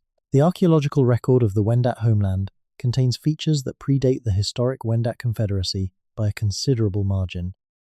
Among the most interesting are a series of earthwork features in the South Georgian Bay region that have been documented by researchers over the past several decades, but that have not been subjected to systematic, comprehensive investigation. These features include what appear to be planned enclosures, deliberate modifications of the landscape that suggest organized community effort, and in some cases, alignments with celestial events that point toward an astronomical knowledge tradition, continuous with the medicine wheel tradition of the prairies. The connection between the astronomical traditions of the prairies and those of the Great Lakes region is a subject of ongoing research that is beginning to yield interesting results. The cultures that built the medicine wheels of Saskatchewan and Alberta were not isolated from the cultures that built the earthworks of southern Ontario. The continent-spanning trade networks of the Hopewell period and earlier connected these regions economically and culturally. Ideas and practices, including astronomical and ceremonial practices, traveled along with goods. The distribution of specific stone types, specific art styles, specific ceremonial objects across thousands of kilometers of the continent demonstrates that ancient North America was not a collection of isolated, mutually unaware communities but a world of sustained interaction and cultural exchange. The astronomical knowledge that produced the medicine wheels of the prairies may have been connected to the astronomical knowledge that oriented the earthworks of the Great Lakes, and the astronomical knowledge of the Great Lakes region may have been connected in turn to the stone structure traditions of the Laurentian Highlands and beyond. The whole continent, over the span of thousands of years, may have maintained a network of astronomical practice and ceremonial tradition whose connections we are only beginning to trace. This is a large and ambitious hypothesis. It is not currently the mainstream view, but it is consistent with the evidence as it is accumulating, and it provides a framework for understanding why broadly similar architectural and astronomical traditions appear across such vast distances in pre-Columbian North America. Now let us go somewhere that very few people associate with ancient monuments. Let us go to Baffin Island, the enormous mountainous island that lies between the Davis Strait and Hudson Bay, the 5th largest island in the world and one of the most remote and least visited of Canada's territories. Baffin Island was the first land that Leif Erikson described encountering on his westward voyage from Greenland, the rocky, inhospitable shore that he called Helluland, the land of flat stones. It was subsequently visited by other Norse explorers, by English explorers searching for the Northwest Passage in the 16th and 17th centuries, and by a succession of whalers and traders and missionaries.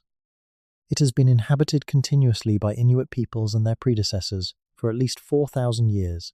In the interior of Baffin Island, in valleys and on hilltops that are accessible only by foot or by small aircraft, there are stone structures that are not dwellings and not hunting facilities and not markers in any obvious navigational sense. They are arrangements of stone that appear to have been built for purposes that are harder to categorize, purposes that become clearer when you know what to look for in terms of astronomical alignments and cosmological significance. The Dorset people, who occupied Baffin Island for several thousand years before the Thule migration replaced their culture approximately 1,000 years ago, left behind a material record that is only partially understood. Their small ivory and bone carvings are among the most emotionally expressive objects in the prehistoric art record of the Arctic, suggesting inner lives of considerable richness and complexity. Their stone structures include not only practical features like tent rings and food caches, but also arrangements whose practical function is less immediately obvious. The Thule people who replaced the Dorset are the direct ancestors of the modern Inuit. Their traditions preserve knowledge of the Dorset, whom they called Tuniat, as a distinct and in some ways superior people, physically stronger and with knowledge of specific landscapes and environments that the Thule valued and tried to learn from. The Thule moved into Dorset territory and absorbed some of their knowledge along with their territory. What they absorbed and what was lost in that transition is one of the great unanswered questions of Arctic prehistory. What we know is that certain stone features in the Baffin Island landscape predate Thule culture. Some of them predate Dorset culture. And some of them have properties, orientations, and configurations that suggest purposes that are more astronomical or ceremonial than purely practical. The people who built these things are unknown to us by name and largely unknown by culture. Predecessors of the Dorset who lived in the high Arctic during a period that remains poorly documented.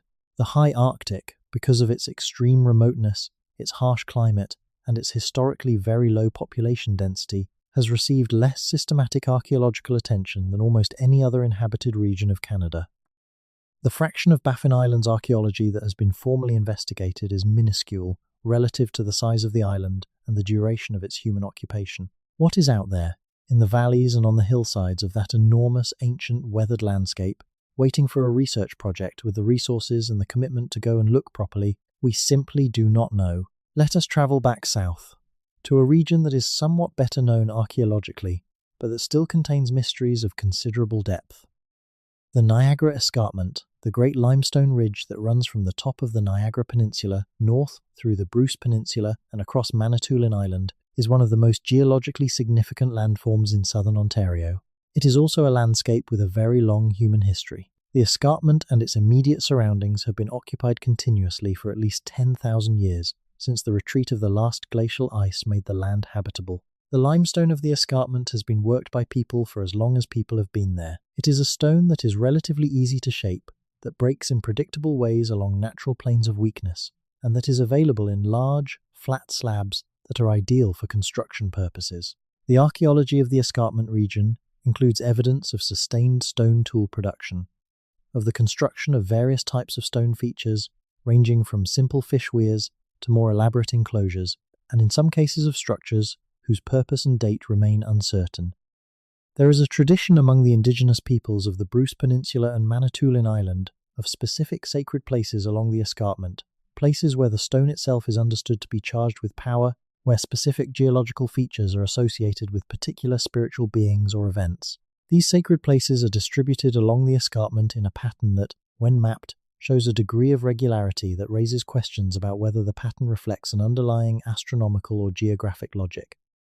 The possibility that the ancient peoples of the Niagara Escarpment recognized and used specific celestial or geographic alignments in organizing the sacred geography of their landscape is consistent with what we know about the practices of related cultures elsewhere in the Great Lakes region and the broader northeastern woodlands.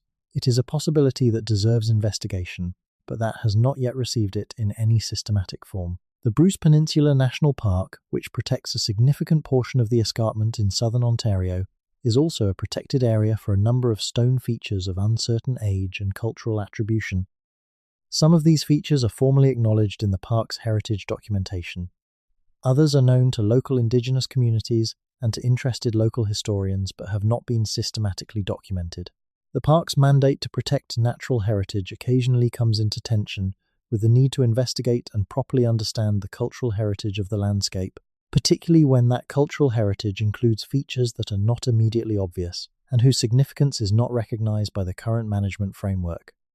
Something that deserves more attention than it typically receives in discussions of Canada's ancient history is the question of what happened to the populations that built the oldest known structures in the landscape, not in the metaphysical sense of where did they go, which implies a mystery that may not exist, but in the practical historical sense of what were the processes of cultural continuity and change that connect the builders of the oldest features to the peoples who were present at the time of European contact.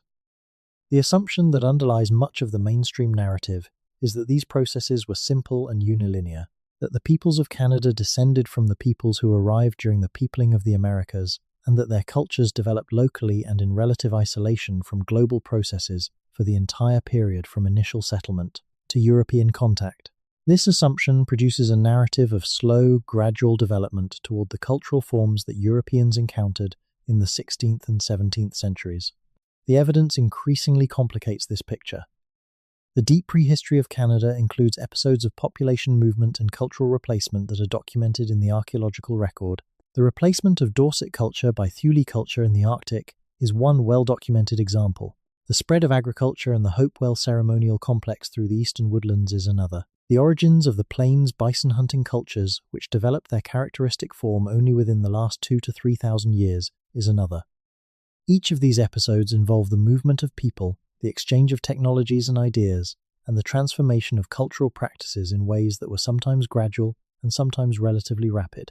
The Canada of 2,000 years ago was not the same as the Canada of 5,000 years ago, and neither was the same as the Canada of 10,000 years ago.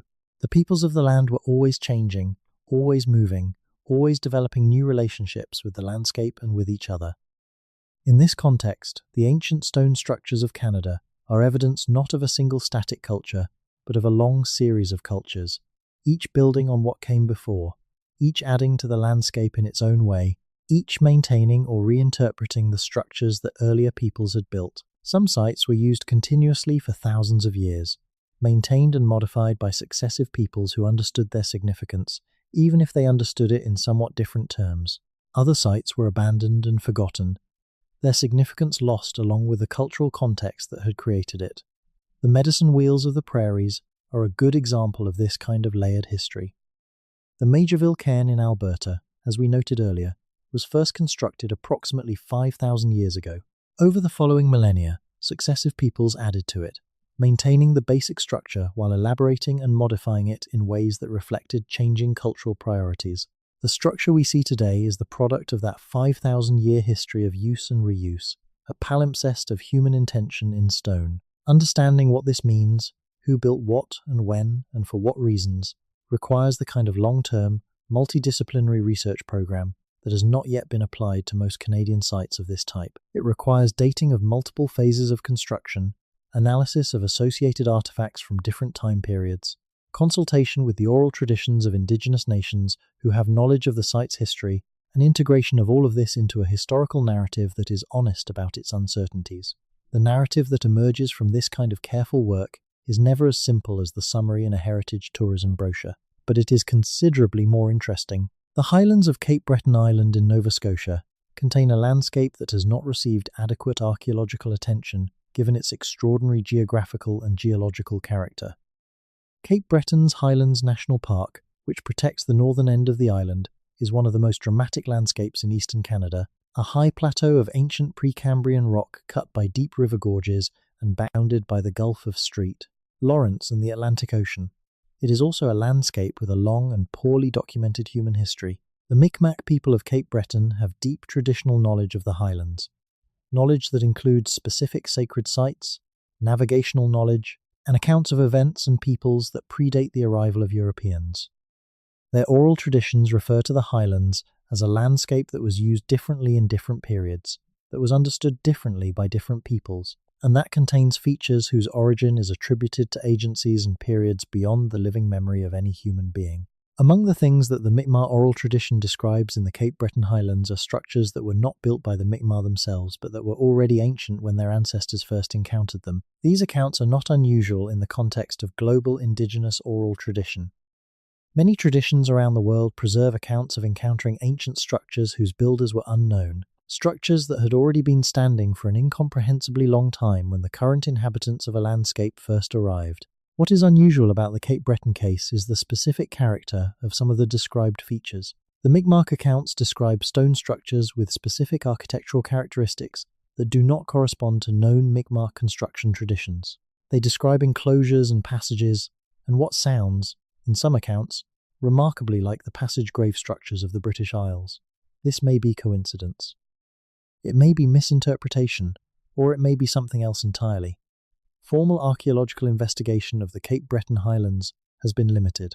The difficulty of the terrain, the remoteness of many parts of the national park, and the limited resources available for archaeological work in the region have meant that the highland landscape has not been systematically surveyed for cultural heritage features. What surveys have been conducted have found evidence of Mi'kmaq use of the highlands extending back at least several thousand years. What has not been found, because it has not been seriously looked for, is evidence of the structures described in Mi'kmaq oral tradition as being of unknown and ancient origin. This gap between what the oral tradition says is there and what the archaeological investigation has looked for is a perfect illustration of the broader problem in Canadian prehistoric research. The investigation is designed to find what the investigators expect to find. When what the oral tradition describes falls outside the range of what the investigators consider plausible, it tends not to be looked for with appropriate thoroughness. Let us talk about Haida Gwaii again, because those islands deserve more than a passing mention. Haida Gwaii, the archipelago that lies roughly 100 kilometers off the northern coast of British Columbia, separated from the mainland by the aptly named Hecate Strait, is one of the most biologically and culturally extraordinary places in North America. Its isolation has produced a level of biodiversity that has led ecologists to call it the Galapagos of Canada. Its cultural history has produced the Haida, one of the most artistically and architecturally sophisticated cultures on the continent. The Haida built in wood, and the great cedar forests of the islands provided them with material for structures of extraordinary size and complexity. The traditional Haida longhouse, a massive rectangular structure framed by immense cedar timbers and roofed with planks, was a piece of architecture that demanded both engineering knowledge and coordinated community effort on a considerable scale. The totem poles that marked the fronts of these houses, and that served as genealogical and ceremonial records of the families within, were carved from single cedar trunks up to 30 meters in height, requiring mastery of an art form that took years or decades to develop, and that was organized within a system of hereditary professional practice. All of this is relatively well known, at least in outline. The Haida's reputation as artists and architects is established in the cultural consciousness in a way that some other aspects of their heritage are not. Less well known is the evidence for the antiquity of Haida Gwaii's human occupation, and the implications of that antiquity for understanding the cultural development that produced the historic Haida civilization. The oldest firmly dated sites on Haida Gwaii are approximately 13,000 years old, which places them at the very beginning of the post-glacial period on the islands.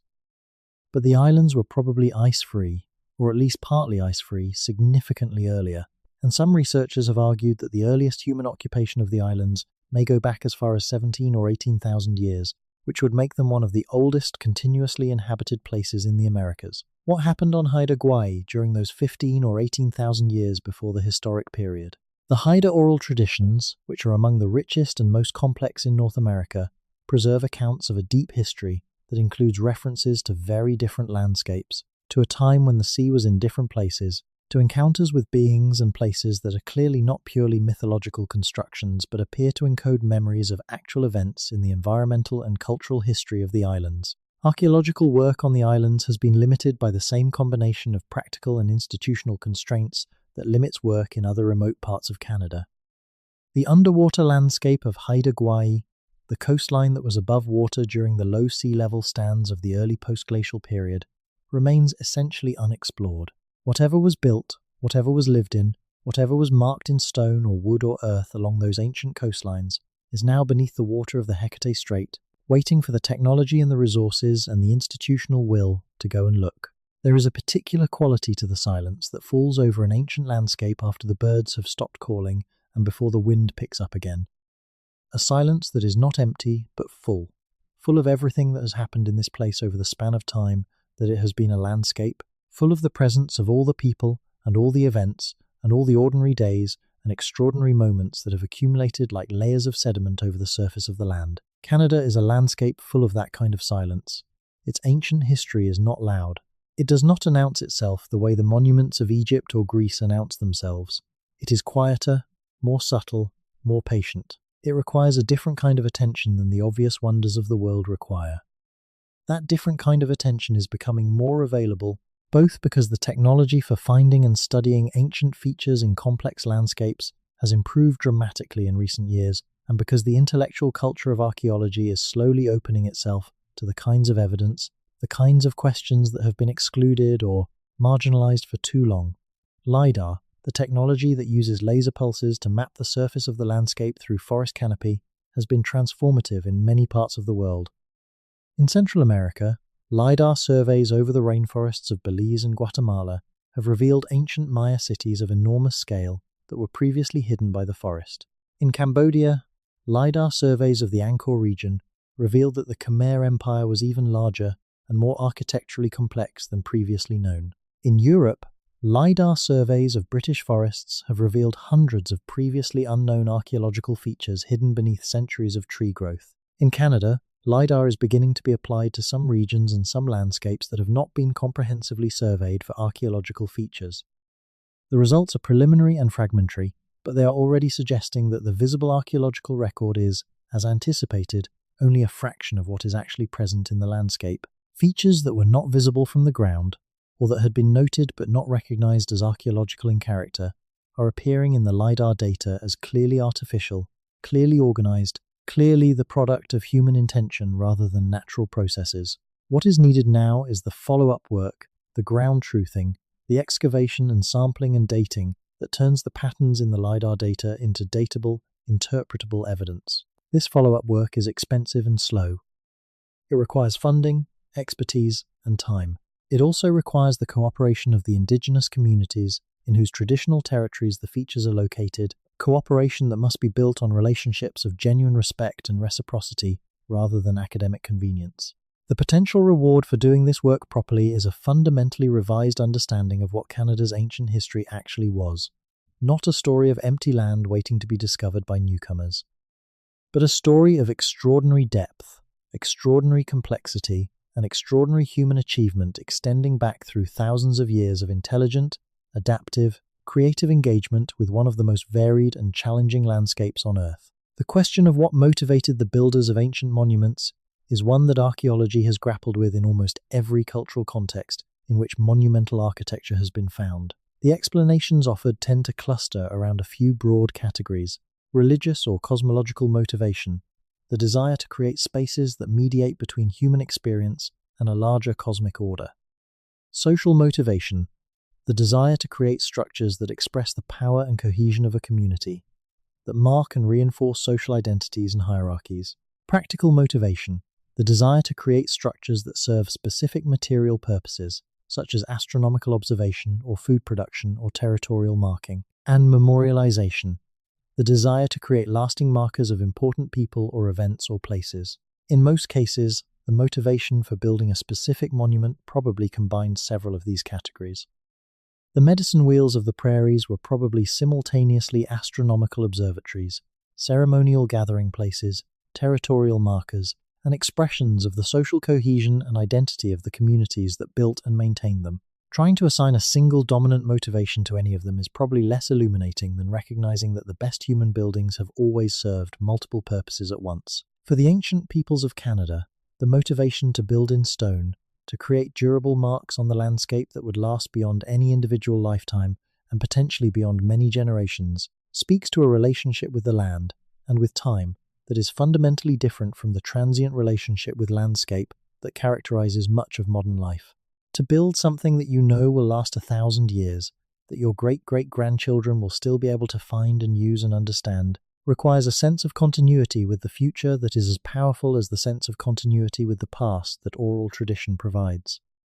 The ancient builders of Canada's megaliths were, in this sense, in dialogue with both the past and the future simultaneously. They were receiving a landscape that had been shaped by the intentions and the efforts of the people who came before them, and they were adding to it in ways that would shape the experience of the people who came after. They were nodes in a chain of custodianship of the landscape that extended back into the deep past and was intended to extend forward into a future they could not see.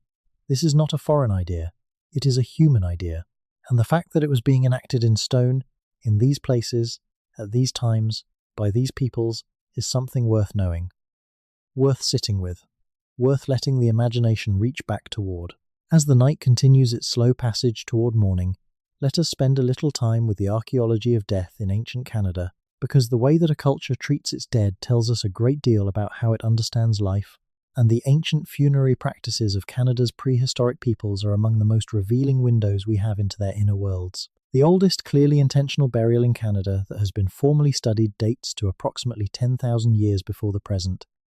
This is the burial that archaeologists call the Anzac Child, found in Montana just south of the Canadian border, the remains of a child approximately 18 months of age who was buried with an extraordinary collection of Clovis, stone tools and animal bone artifacts. The whole assemblage covered in red ochre, the iron-rich pigment that appears in funerary contexts in cultures all around the world and across enormous spans of time.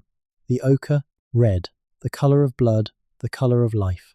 It appears in burials from Africa 100,000 years ago. It appears in Neanderthal burial contexts in Europe.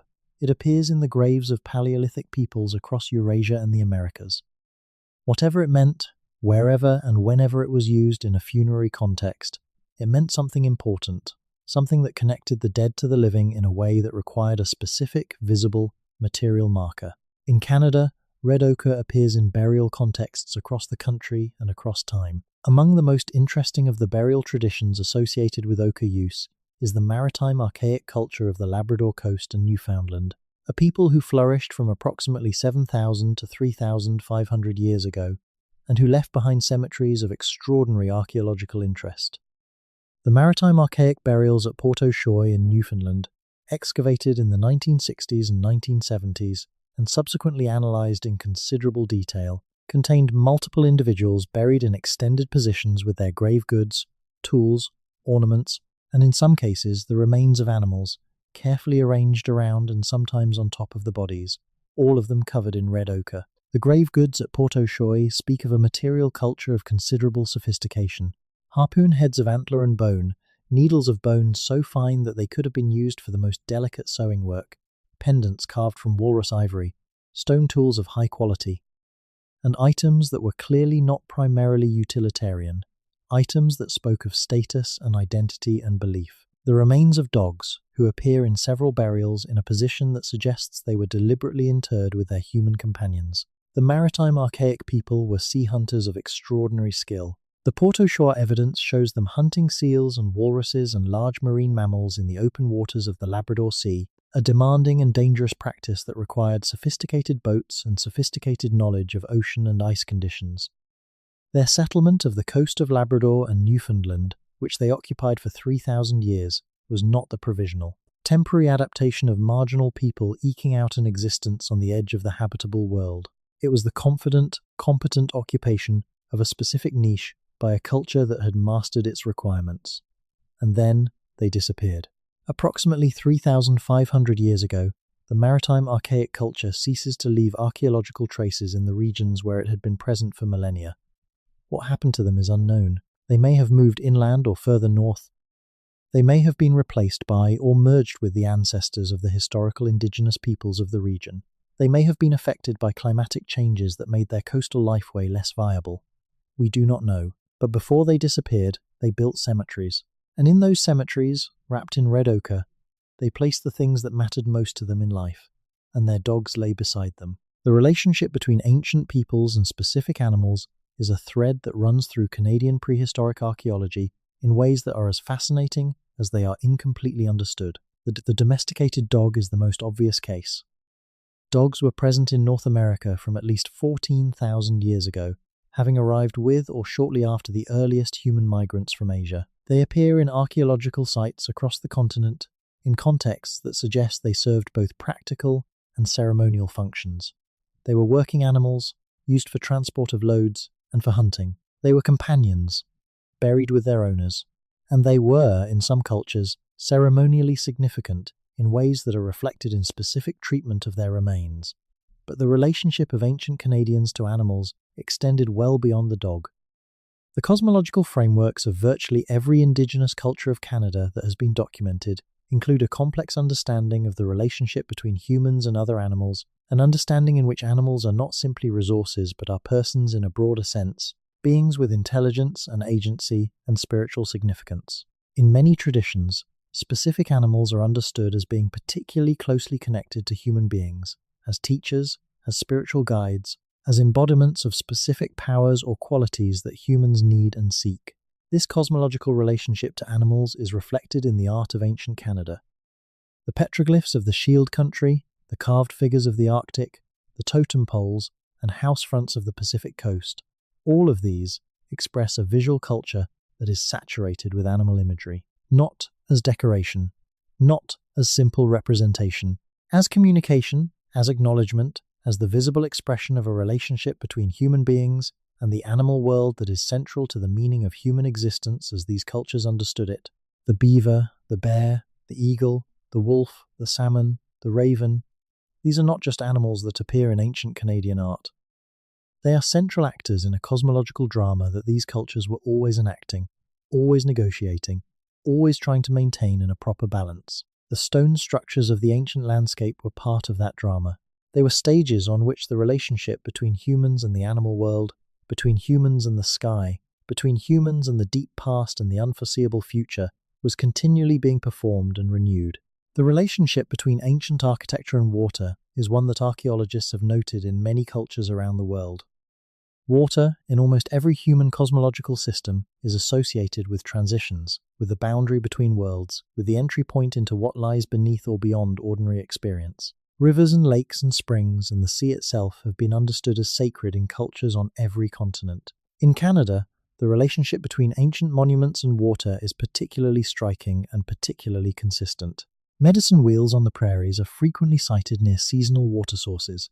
The petroglyphs of the Shield are almost invariably on rock faces above or adjacent to water. The stone structures of the Laurentians are concentrated in areas of abundant lakes and rivers. The great earthwork complexes of the eastern woodlands are frequently associated with river systems whose significance extended beyond the purely practical. Water, in the traditions of the peoples who built these structures, was not just a resource. It was a medium, a passage, a liminal space between the ordinary world and the world of power. The fish that lived in the water and that were so central to the subsistence economies of many Canadian cultures were understood as beings that moved between worlds, that existed in the depths where humans could not go but that could be called up to the surface, could be invited to offer themselves, could be thanked and respected in ways that maintained the relationship necessary for continued abundance. The salmon that run up the rivers of British Columbia every year, that have been running those rivers for thousands of years, that provided the material foundation for the complex cultures of the Pacific coast, were not just food. They were a gift, a covenant, an expression of a relationship between the human world and the world of the fish, that required maintenance through ceremony, through respect, through the proper treatment of their remains. The ancient fish traps of the British Columbia intertidal zone were not just engineering. They were part of a system of relationship between humans and the salmon world that was managed as carefully as any ecological system managed by modern conservation science, and probably more successfully, given that the salmon runs of the Pacific coast remained abundant for thousands of years before the disruptions of the industrial era. There is a growing conversation in the field of environmental humanities about the concept of traditional ecological knowledge, the accumulated knowledge of specific ecosystems that Indigenous peoples have developed and maintained through thousands of years of careful observation and adaptive management. This knowledge, it is increasingly recognized, has practical value that extends well beyond the cultural communities that hold it. It includes information about species distributions and behaviors, about ecosystem dynamics and succession patterns, about the effects of specific management practices on specific habitats that took many generations to develop, and that in many cases is not matched by scientific knowledge developed over much shorter time periods. The stone structures of ancient Canada are related to this kind of knowledge in ways that are not always immediately obvious. The fish weirs and clam gardens of the Pacific coast, for example, are not just engineering. They represent accumulated knowledge about tidal patterns, about species behavior, about the carrying capacity of specific habitats, about which management interventions increase productivity and which reduce it. Knowledge that was developed and tested over thousands of years, and that is encoded in the physical structures themselves, as well as in the oral traditions of the peoples who built and used them. The medicine wheels of the prairies represent accumulated astronomical knowledge, obviously, but they also represent accumulated ecological knowledge. The timing of specific ceremonies associated with specific astronomical events was coordinated with the ecological calendar of the prairie landscape. The rising of specific stars signaled the beginning of specific seasons, the expected return of specific game animals, the appropriate time for specific plant harvesting activities. The astronomical and the ecological were not separate domains. They were aspects of a single integrated understanding of how the world worked and how human beings should orient themselves within it. Understanding Canada's ancient monuments as expressions of this kind of integrated traditional knowledge, as products of a relationship with the land that combined practical wisdom with cosmological insight in forms that were simultaneously functional and meaningful, is a step toward understanding them in something closer to their own terms, rather than in the categories that the modern academic tradition has brought to bear on them from outside. As we approach the deeper hours of the night, the ones that shade toward the beginning of something, toward the first faint greying of the eastern sky that is not yet light, but is the memory of light returning, let us think about memory itself. Memory is the technology that made all of this possible. Not stone, although stone is extraordinarily durable. Not writing, although writing is extraordinarily precise. Memory, the capacity of the human mind to hold and transmit knowledge across time. The capacity of human culture to embed knowledge in stories and ceremonies and practices and arrangements of stone in such a way that it does not have to be reinvented with every generation. The oral traditions of Canada's Indigenous nations are not simply stories. They are memory systems, sophisticated technologies for the long-term storage and transmission of knowledge. They are organized in ways that make them resistant to corruption over time. They are maintained through institutions of ceremonial practice that create social mechanisms for ensuring accuracy. They are redundant, meaning that the same knowledge is held by multiple individuals and in multiple forms, so that the loss of any single holder or any single form does not result in the loss of the knowledge. The oral traditions of Canada's Indigenous nations have maintained knowledge about the landscape, about the sky, about the history of specific places and peoples for thousands of years. The submerged settlements of the British Columbia coast were remembered in oral tradition for 10 to 15,000 years, through the entire period of post-glacial sea level rise, until marine archaeologists were able to find them on the seafloor and confirm what the traditions had always said. This is not a minor achievement. This is an extraordinary achievement. It is a demonstration of the power and the precision of oral tradition as a knowledge preservation system that has no real parallel in the written record. No written record has maintained accurate knowledge about a specific landscape feature for 15,000 years. The oral traditions of the Pacific Northwest coast have done exactly that. When we dismiss oral tradition, when we treat it as myth and metaphor rather than as historical record, we are throwing away some of the most precise and most ancient information we have about the deep history of Canada's landscape. We are choosing to be ignorant out of epistemological preference rather than necessity. The stones remember, and so do the stories. We have been walking through this landscape for a long time now. The night is late, or early, depending on how you count. The mind is loose. The ordinary boundaries between one place and another, one time and another, have softened in the way they do when you have been following a story for long enough that the story starts to feel like the world rather than a description of the world. There are stones in the Canadian landscape that predate the Egyptian pyramids. There are carvings in Canadian rock that may predate any known writing system.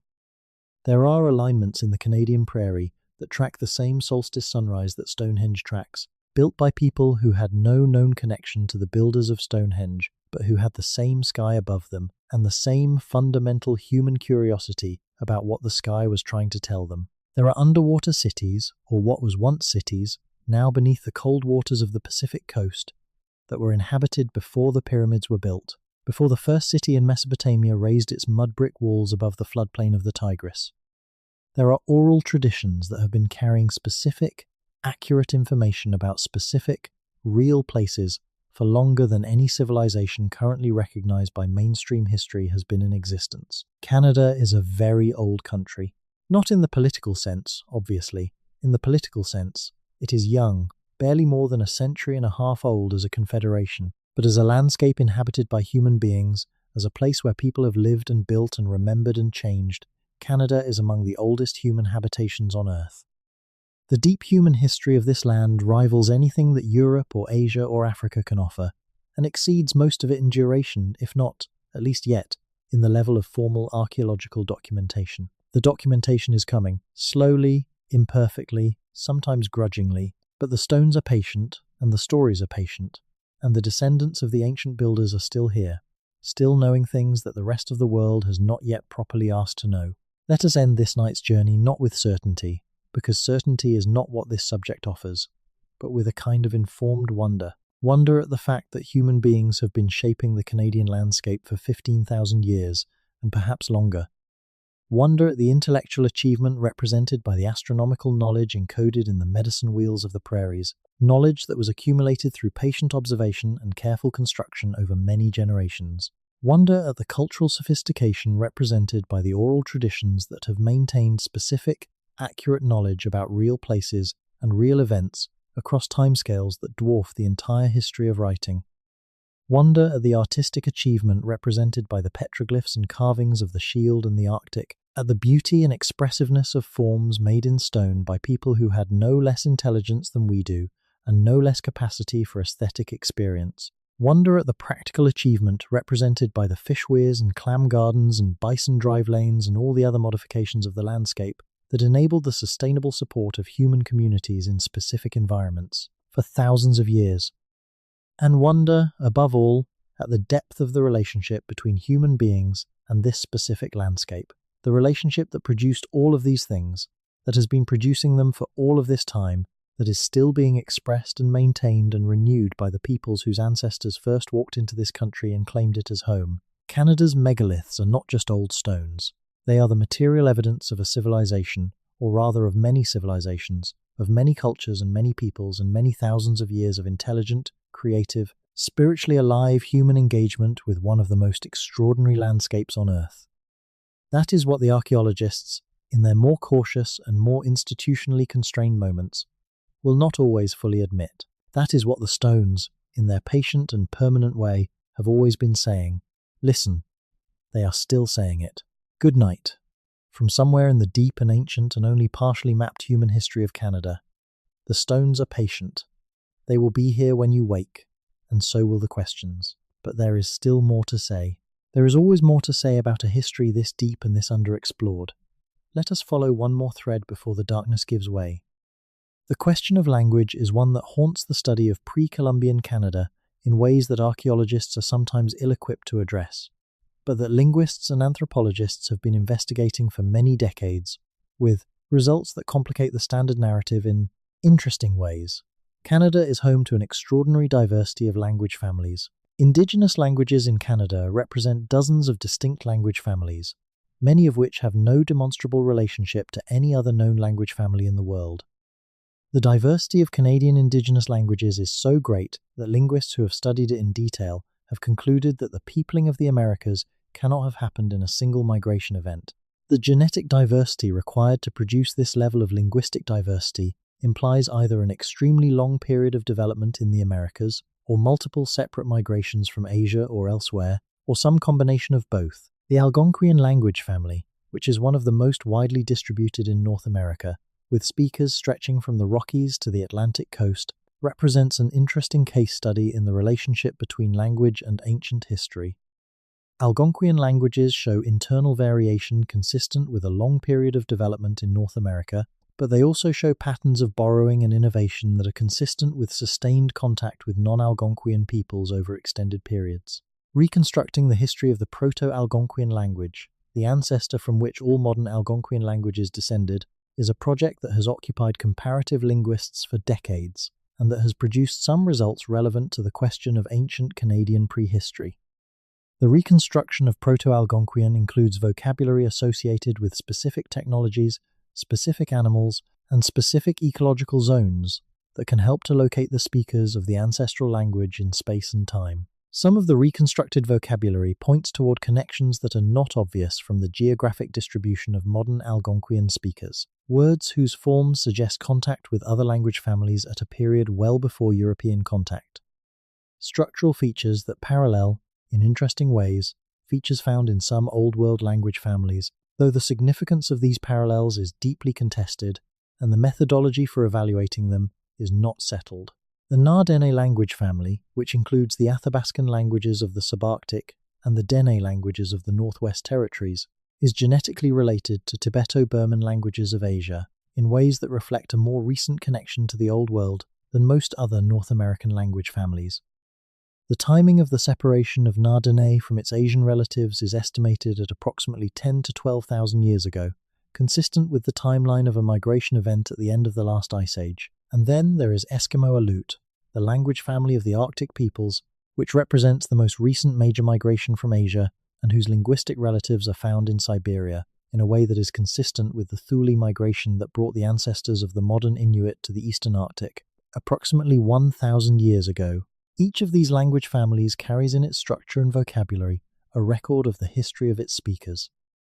The reconstructed vocabularies of their ancient forms, the patterns of borrowing and internal change that have shaped them over time, the structural features that connect them to or distinguish them from languages in other parts of the world, all of this is evidence for the ancient history of Canada's peoples that complements and in some ways complicates the evidence from archaeology. The linguistic evidence, like the archaeological evidence, points toward a prehistory that is more complex, more connected, and more ancient than the standard narrative acknowledges.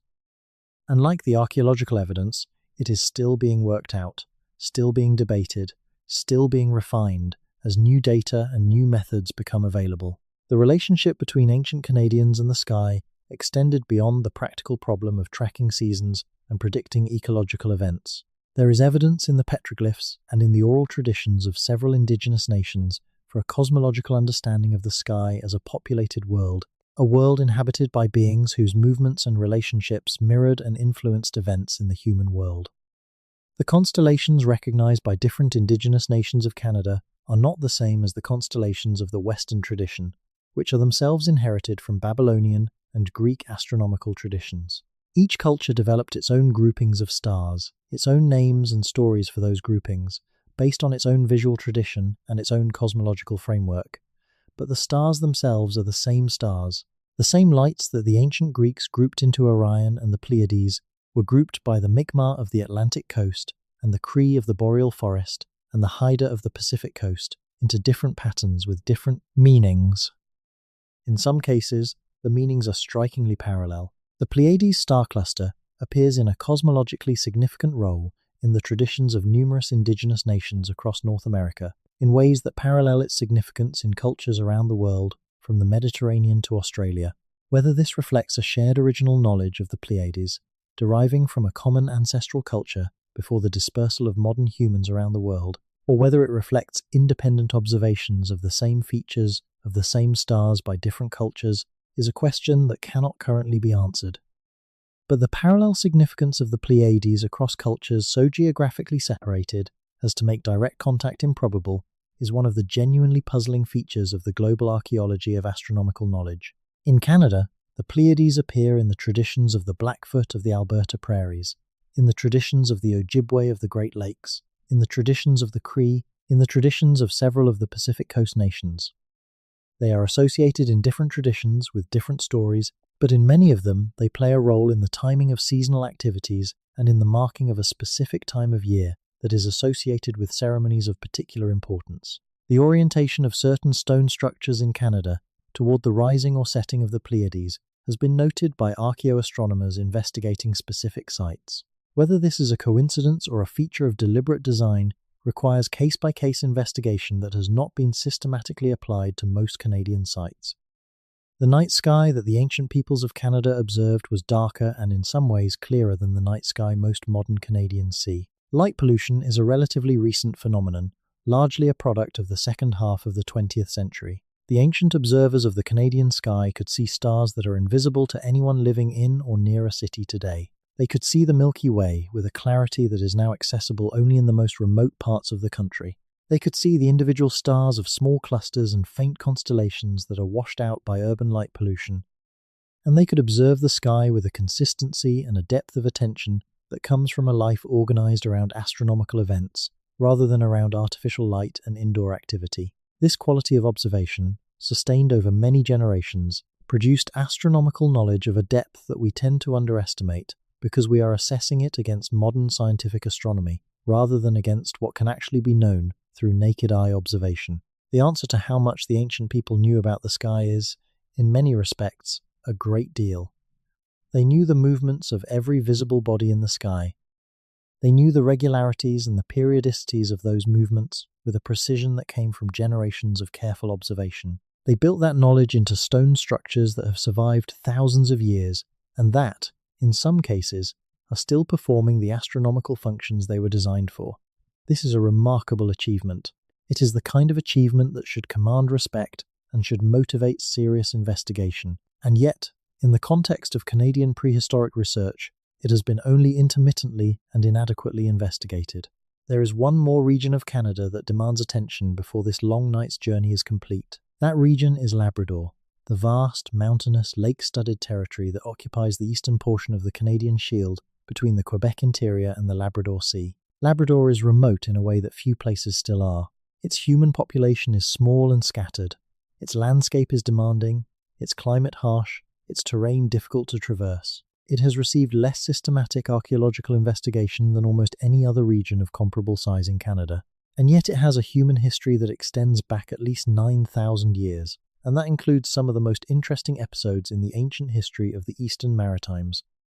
The maritime archaic people of Labrador, whose burial practices we discussed earlier in connection with the Port-au-Choix site in Newfoundland, were skilled sea hunters who occupied the Labrador coast during a period when the landscape and the ocean were both quite different from what they are today. They left behind not only their burials but traces of their settlements, their quarries, their tool-making activities, in a landscape that has been slowly yielding its secrets to the archaeologists who have had the resources and the commitment to work there. Among the features of the Labrador landscape that deserve more attention are a series of stone cairns and structures found on the high ground above the tree line, in locations that offer extensive views of the surrounding landscape and of the ocean. Some of these features are clearly recent, associated with the traditional practices of the Innu and Inuit peoples who have been the most recent occupants of the region. Others appear older, potentially associated with the maritime archaic, or with even earlier peoples whose material traces are difficult to identify and date in the thin soils and bare rock of the subarctic. The high ground of Labrador, above the tree line, above the lake country, in the open tundra of the interior plateau, is a landscape that has not been systematically surveyed for cultural heritage features. It is too remote, too difficult of access, too expensive to work in, for the limited resources of Labrador archaeology to have covered systematically. What might be up there, in the open landscape where features would be visible rather than hidden by forest, is genuinely unknown. This is the situation in large parts of Canada, genuinely unknown. Not unknown because there is nothing there. Unknown because nobody has gone to look with the resources and the methodology and the time that looking properly requires. The moon was important. This is not a controversial statement. The moon has been important to virtually every culture in human history because the moon is the most obviously changing and most obviously regular thing in the night sky, and because its cycle of phases maps so closely onto certain biological rhythms that the connection was probably noticed very early in human experience. But the moon was important in specific ways that are relevant to the architecture of ancient Canada. The lunar calendar, the tracking of time by the phases of the moon rather than or in addition to the movements of the sun, was used by many of the Indigenous peoples of Canada in ways that organized the ceremonial and practical calendar of their communities. The full moon of specific months was associated with specific events, specific ceremonies, specific activities that were considered appropriate or necessary at that particular time. The architectural tracking of the moon is more complex than the tracking of the sun, because the moon moves in a more complicated way. Its rising and setting points on the horizon shift through a cycle that takes approximately 18.5 years to complete, a cycle known as the Metonic cycle, and understanding this cycle to the point where it could be encoded in architectural form required sustained observation over many generations. The major standstill of the moon, the point in the 18.5-year cycle when the moon rises and sets at its most northerly and most southerly extreme points, has been identified as an architectural reference point in several ancient monuments around the world, including certain structures at Stonehenge and at megalithic sites in Scotland and Ireland.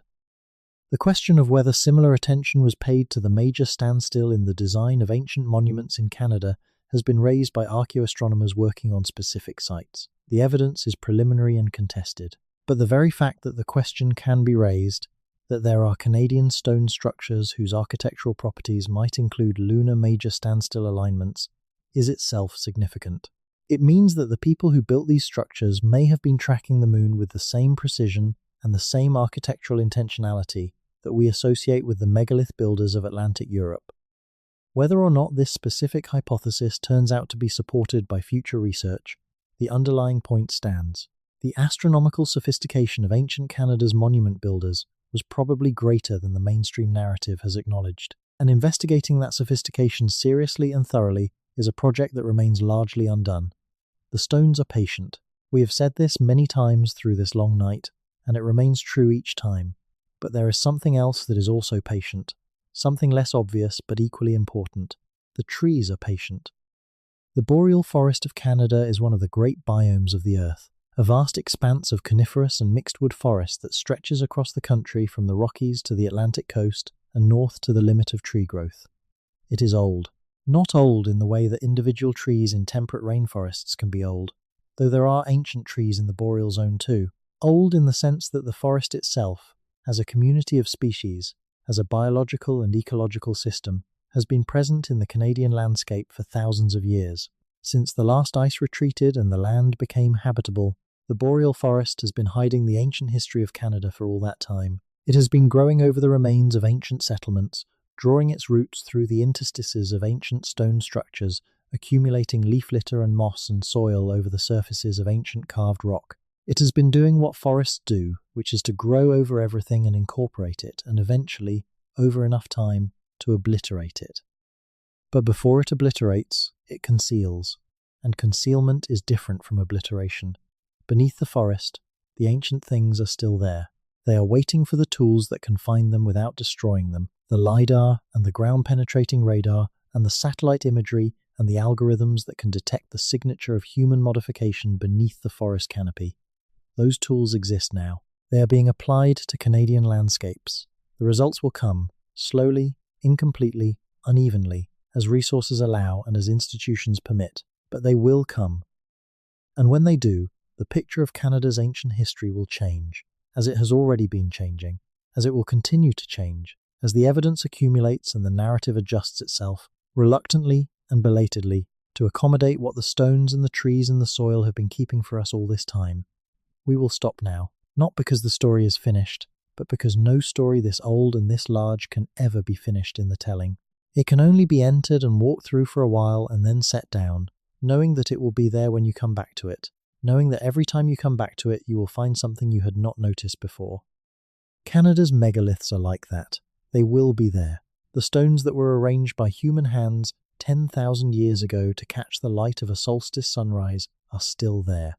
The petroglyphs that were carved by people who had things to say and chose stone as the medium of their speech are still there. The underwater settlements of the Pacific coast, sealed in cold salt water, preserved in ways that surface sites rarely are still there. The oral traditions that have been carrying specific, accurate knowledge about specific, real things for longer than civilization has existed are still there, still being maintained, still being transmitted, still waiting for the questions that would allow them to fully speak. The history of Canada is not what most Canadians have been told it is. It is older. It is deeper. It is more complex. It is more architecturally sophisticated. It is more astronomically aware. It is more globally connected. It is more human, in the fullest sense of that word. The acknowledgement of that history is coming. It is coming in the fieldwork of researchers who care enough about the truth to follow the evidence wherever it leads. It is coming in the growing legal and institutional recognition of Indigenous rights and Indigenous knowledge. It is coming in the slow, steady revision of curricula and museum exhibits and public narratives. It is coming in the stories that are being told by Indigenous peoples themselves and by the researchers who work with them and the journalists and educators and writers who are finding ways to carry those stories to audiences that have not heard them before. It is coming. Slowly, imperfectly. But it is coming. The stones are patient, and so, perhaps, are we. Close your eyes. Let the images of ancient landscapes, of standing stones and carved cliffs and submerged settlements and prairie hilltops with their astronomical cairns, let them move through the mind slowly, the way water moves through stone, not eroding but revealing, not destroying but uncovering. Sleep now. The stones will be there in the morning, and so will the history they are holding for us, the history that has been waiting, as patiently as stone, as persistently as the human need to know where we came from and who was here before us, and what they built, and what they knew, and what they were trying to say to us across the enormous and patient distance of all those years. Good night. The stars are the same stars, the sky is the same sky. The land remembers. There is something that keeps pulling the mind back to these questions, even at this hour, even when the body is ready to rest and the eyes are heavy and the room is finally quiet enough to let the thoughts slow down. It is the pull of incompleteness, the sense that you have been given a glimpse of something much larger than what you have seen, that the edges of the visible are only the first outline of something immense that extends well beyond what any single night's journey can cover.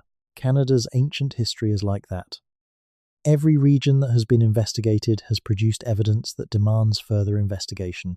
Every question answered has opened 3 more. Every site properly studied has pointed toward 10 that have not been studied at all. The country is enormous, the history is deep, and the resources devoted to understanding it are, by any reasonable measure, inadequate to the scale of the task. But inadequacy of resources is not permanent. It is a condition of the present, not a characteristic of the question. The question is large enough and important enough and interesting enough that the resources will eventually follow, as they have been slowly following in recent decades, as the value of this history has become more widely recognized. Let us spend a little more time in Quebec, because Quebec's ancient history contains elements that are particularly important and particularly underexplored. The territory now called Quebec is one of the largest political subdivisions in Canada and in the world. It is larger than most European countries. It encompasses an extraordinary diversity of landscape, from the dense deciduous forests of the Street, Lawrence Valley to the open boreal forest of the Canadian Shield, to the subarctic tundra of the Quebec-Labrador Peninsula, to the Arctic coast of the Ungava region. Each of these landscape zones has its own ancient history, its own cultural traditions, its own evidence of long-term human occupation. The Street, Lawrence Valley, which is the oldest continuously farmed region in Canada north of the Great Lakes, has a prehistoric history that extends far back before the arrival of the Iroquoian-speaking farmers who were present there at the time of European contact. The valley was occupied by pre-agricultural peoples for thousands of years before the development of maize cultivation in the region, and the evidence of that pre-agricultural occupation in the form of stone tools, food remains, and structural features at a long series of sites along the river and its tributaries points toward a cultural sequence that is still being worked out. Among the most interesting features of the Street, Lawrence Valley archaeology are a series of stone features found at elevated locations above the river, on the plateaus and ridges that overlook the valley from both sides. These features include cairns, alignments, and occasional standing stones found at locations that appear to have been selected for their views of the horizon. The astronomical significance of these locations and of the features found there has not been systematically investigated. The resources and the institutional interest have simply not been present. This is changing, slowly. A new generation of Quebec archaeologists, many of them working in close collaboration with the First Nations of the region, is beginning to treat the landscape as a whole, rather than focusing exclusively on individual sites.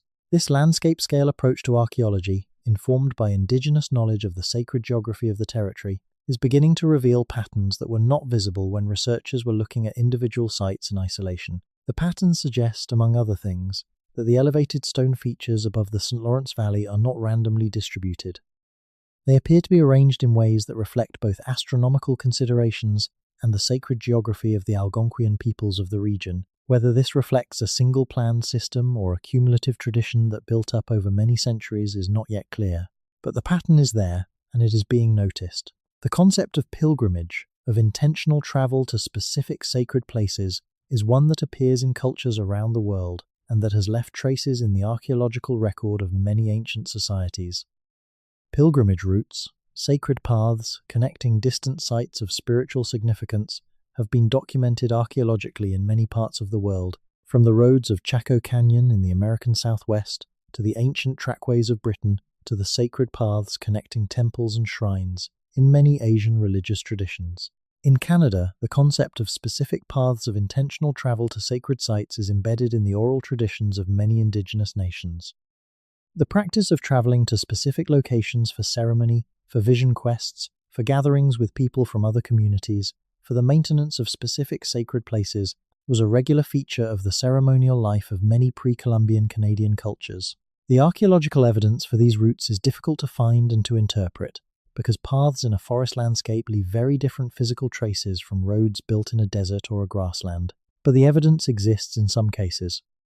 At specific sacred sites, the concentration of materials from distant sources, obsidian from specific volcanic sources, copper from the Lake Superior deposits, certain stone types available only in specific geological formations, speaks of travel by people who made the journey to these places from considerable distances. The network of pathways connecting the sacred sites of Canada, connecting the medicine wheel complexes of the prairies to the petroglyphs of the Shield, to the standing stones of the Laurentians, to the ceremonial sites of the Atlantic coast, this network was real. People traveled it. They carried specific objects to specific places as offerings or as trade goods. They maintained relationships across distances that modern Canadians, accustomed to thinking of the pre-European landscape as a series of isolated communities, rarely imagined could have existed. The map of Canada's ancient sacred sites is also, potentially, a map of the routes along which people travelled, ideas flowed, and practices were shared across the vast and varied landscape of this country. That map has not yet been drawn. It requires more information from more sites, properly dated and properly studied, than we currently have, but it can be drawn. And when it is drawn, it will tell a story about the connectivity of ancient Canada that will surprise even those of us who have been following this history most closely. The copper that we discussed earlier in connection with the Lake Superior deposits deserves one more mention here, because copper, in the ancient world, was not just a material, it was a substance of specific cosmological significance. In the traditions of many of the Great Lakes peoples, copper was associated with the underwater world, with the beings that inhabited the depths of the lakes and rivers, with a kind of spiritual power that was concentrated in the metal itself.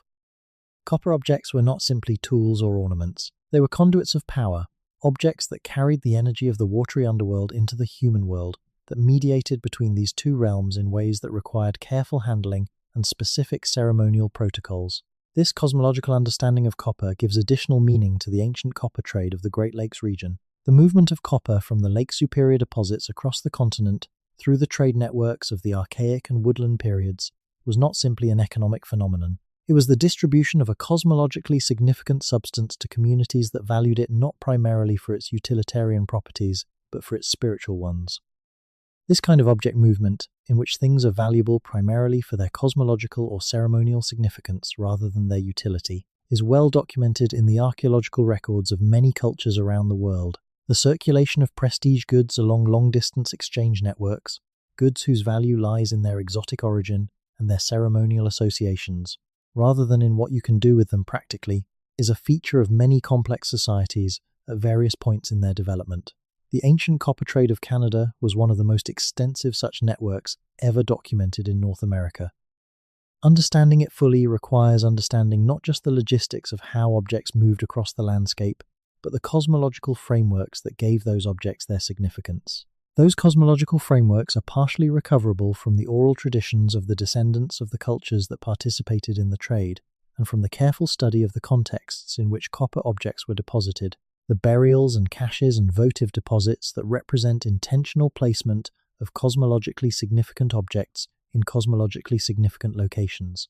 The archaeology of copper in Canada has been making progress in recent decades, but it is a field where the most interesting questions are still largely open, where the integration of material analysis, spatial analysis, and indigenous knowledge is still in its early stages, and where the full picture of what ancient Canadians understood copper to be and why they valued it so highly is still being assembled.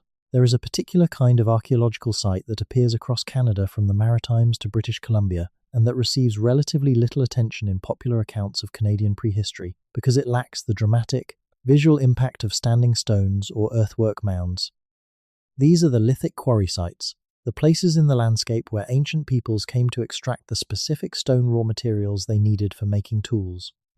Stone is not uniformly distributed across the landscape. The specific types of stone that are most useful for making tools, flint, chert, obsidian, quartzite, are found only in specific geological formations that occur in specific locations. A culture that required large quantities of high-quality chert for making the cutting and piercing tools on which their subsistence depended had to either live near a chert deposit or travel to one, or participate in trade networks that would bring the material to them. The distribution of specific stone types in archaeological sites across Canada is one of the primary lines of evidence for the extent and character of ancient trade networks. Obsidian from volcanic sources in British Columbia and Alberta has been found at sites in Saskatchewan and Manitoba, hundreds of kilometers from the nearest source. Chert from specific Appalachian sources has been found at Great Lakes sites. Novaculite from Arkansas has been found at Hopewell-associated sites in Ontario. This distribution of stone tells us about movement, about people carrying stone or finished tools along specific routes, about exchange relationships between communities at considerable distances from each other, about the existence of a connected world in ancient Canada, a world where what happened in one place was not entirely independent of what happened in another. The quarry sites themselves are physically interesting. At the most productive and most extensively used ancient quarries, the ground is covered in the debris of thousands of years of stoneworking. Flakes and cores and broken tools and discarded roughouts accumulate in layers that can be many meters deep, creating a record of sustained activity at a specific location over a very long period. The quarry at Knife River in North Dakota, just south of the Canadian border, shows evidence of sustained exploitation stretching back at least 12,000 years. Canadian quarry sites show similar evidence of long-term use. Why is this relevant to the question of Canadian megaliths? Because the quarry sites are evidence of deliberate, sustained engagement with specific places in the landscape, a specific intention to return repeatedly to specific locations to obtain specific materials. They are evidence of a relationship with the landscape that was organized around specific geological knowledge, specific material requirements, and specific networks of exchange. The people who quarried stone at these sites were not wandering randomly through the landscape. They were navigating, purposefully, toward known resources along known routes. The knowledge of where specific stone types occurred, and the practical ability to navigate to those places and extract the material and work it into useful forms, was knowledge that was accumulated over generations, and that was taught as a specific skill set within the culture. This kind of purposeful, knowledge-based engagement with specific landscape features is the same kind of engagement that produced the astronomical alignments, the sacred site networks, the copper trade routes. It is all part of a coherent picture of ancient Canadian culture as a set of cultures that knew their landscape deeply and that used that knowledge to organize their lives in sophisticated and sustainable ways. Let us allow the night to come to its true close now. The last light before dawn is a particular kind of light, different from sunset but with some of the same quality of transition, of one thing becoming another.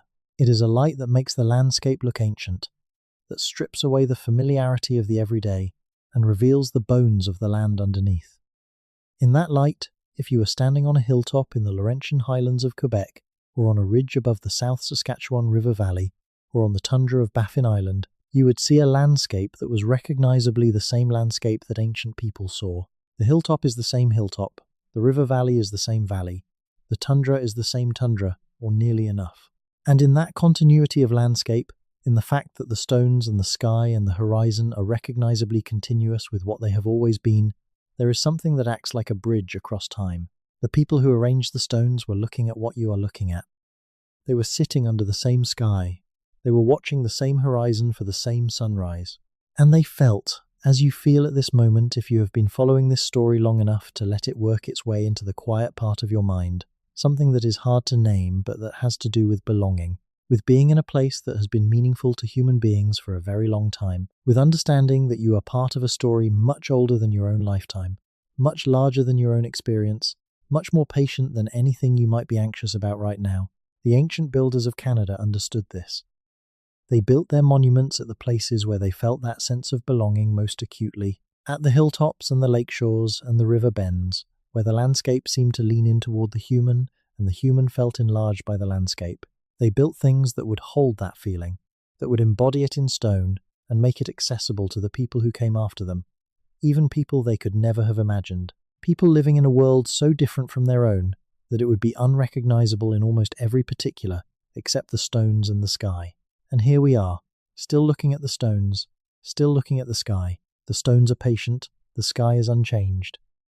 The story continues, as it has always continued, in the silence between one thing and the next, in the space where questions live before they become answers, in the particular quality of attention that the night invites and that the ancient builders were trying to preserve in the arrangements of stone they left behind. Sleep now. Dream of old stones in old light. Dream of the sky, as it was seen by people who had no word for you and no way to know you were coming, but who built something for you nonetheless. Dream of Canada as it was before it had a name for itself in any European language, before it had borders and provinces and cities, when it was just the land, ancient and various and full of people who knew it better than we do, and who left their knowledge in the landscape for anyone patient enough to look. The stones will be there in the morning, and so will you. Good night. One more thread, one more passage through the dark before the story closes for the night. There is a place in Ontario, on the eastern shore of Georgian Bay, where the ancient rock of the Canadian Shield meets the cold, clear water of the lake in a series of long, smooth outcrops that have been polished by glaciers into surfaces as flat and as grey as clouded glass. These outcrops slope gradually into the water, and at the waterline you can sometimes see, when the light is right and the lake is calm, marks that were made in the stone long before any European set foot in this country. Some of the marks are clearly natural, the scratches of the glacier itself, parallel lines running in the direction of the ice flow, but some of the marks are something else. Circular depressions ground into the rock surface, the kind called cup marks or cupules, that appear in ancient rock art traditions, from Europe to India to Africa, lines that appear to connect specific points on the rock surface in ways that do not correspond to any natural feature of the stone, forms that are too regular to be accidental, too intentional to be glacial. Nobody knows with certainty how old these particular marks are. The rock surface on which they appear has been exposed since the retreat of the last glacier, roughly 10,000 years ago. The marks could be that old, or they could be more recent. Without direct dating of the marks themselves, which is technically possible but has not been done at this site, all that can be said is that they predate any documented historical period. But here is what can be said about the context. The shoreline of Georgian Bay was inhabited for thousands of years by Ojibwe and earlier peoples whose traditions include specific knowledge of specific rock faces and specific marks on the landscape as places of power, as locations where the ordinary world and another order of reality are in unusually close contact. The specific outcrops where marks appear, in this and in other locations around the Georgian Bay shoreline, are locations that indigenous traditional knowledge identifies as significant and is associated with specific ceremonial activities. This convergence between the material evidence and the traditional knowledge is not unusual. It appears at site after site across Canada when researchers with the patience and the respect to actually engage with both lines of evidence take the time to bring them into conversation with each other. The landscape of Canada as understood through Indigenous traditional knowledge and the landscape of Canada as revealed by archaeological investigation are not two separate realities. They are two partial accounts of the same reality, and the most complete picture of that reality is available only when both accounts are taken seriously. The cupules on the Georgian Bay shoreline are waiting. The traditional knowledge about those shorelines is still available. The people who hold that knowledge are still present. The conversation that needs to happen between the marks in the stone and the knowledge in the tradition could happen today, if the resources and the relationships and the institutional will were in place to support it. This is the situation across so much of Canada's ancient landscape. Not a closed mystery, but an open conversation waiting to begin in earnest. Not a lost history, but a history that is present and recoverable if the right questions are asked in the right relationships, with the right respect for all the forms in which historical knowledge can be carried. The stones are speaking. The traditions are speaking. The challenge is not finding the evidence. The challenge is building the conditions in which all the different forms of evidence can be heard together, in which the conversation between the marks in the rock and the words of the tradition and the readings of the instruments can produce something closer to the full picture than any single one of those voices can produce alone. That conversation is beginning, in research partnerships between universities and First Nations, in new protocols for conducting archaeological work in Indigenous territories, in the slow, steady revision of what counts as historical evidence and who has the authority to interpret it. In the stories that are being told by Indigenous scholars and community researchers and allied academic partners about a Canada whose deep history is far richer and far more complex and far more worthy of attention than the dominant culture has ever been willing to acknowledge. The night that holds all of this is the same night. The darkness that makes the stars visible is the same darkness that makes the ancient marks on ancient rock more apparent than they are in the bright confusion of midday. It is a darkness that is not an absence but a presence, the presence of everything that is not currently being illuminated, everything that is there even when we cannot see it, waiting for the angle of the light to change. The angle of the light is changing, slowly as the precession of the equinoxes, which the ancient sky watchers may have known about and encoded in their alignments, as slowly as the growth of understanding in any field of knowledge, as slowly as the building of trust between communities that have been in tension with each other for a long time. But the light is changing, and the stones are patient. They have been patient for a long time.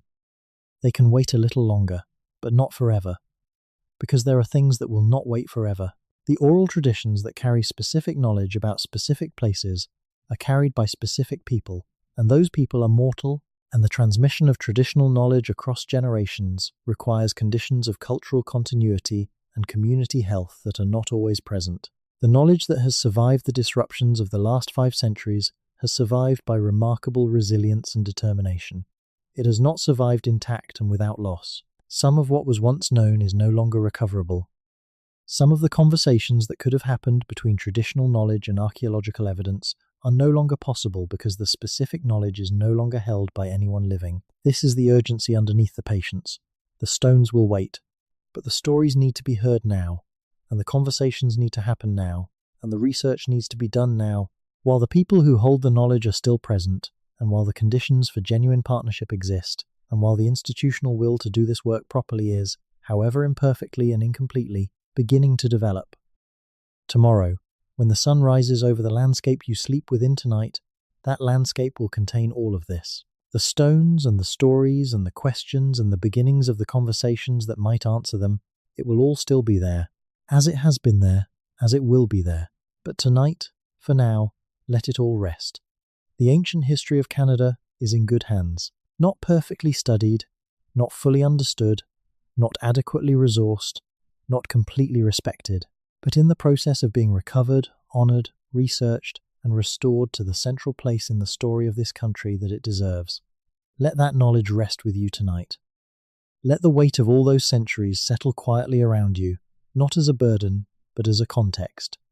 The context of being part of something very old and very large and very patient. Sleep.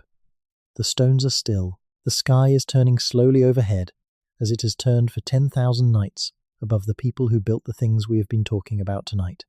The same sky, the same stars, the land remembers. And now, so do you. Good night. There is one last thing worth carrying into sleep, one last thought from this long night of ancient stones and deep history and patient questions. Every culture that has ever built monuments, that has ever arranged stones in the landscape to mark what mattered to them, has done so from the same fundamental impulse. The impulse to say that this is significant. This place, this time, this relationship between the earth and the sky, this community of people gathered here, this deserves to be marked, deserves to be remembered.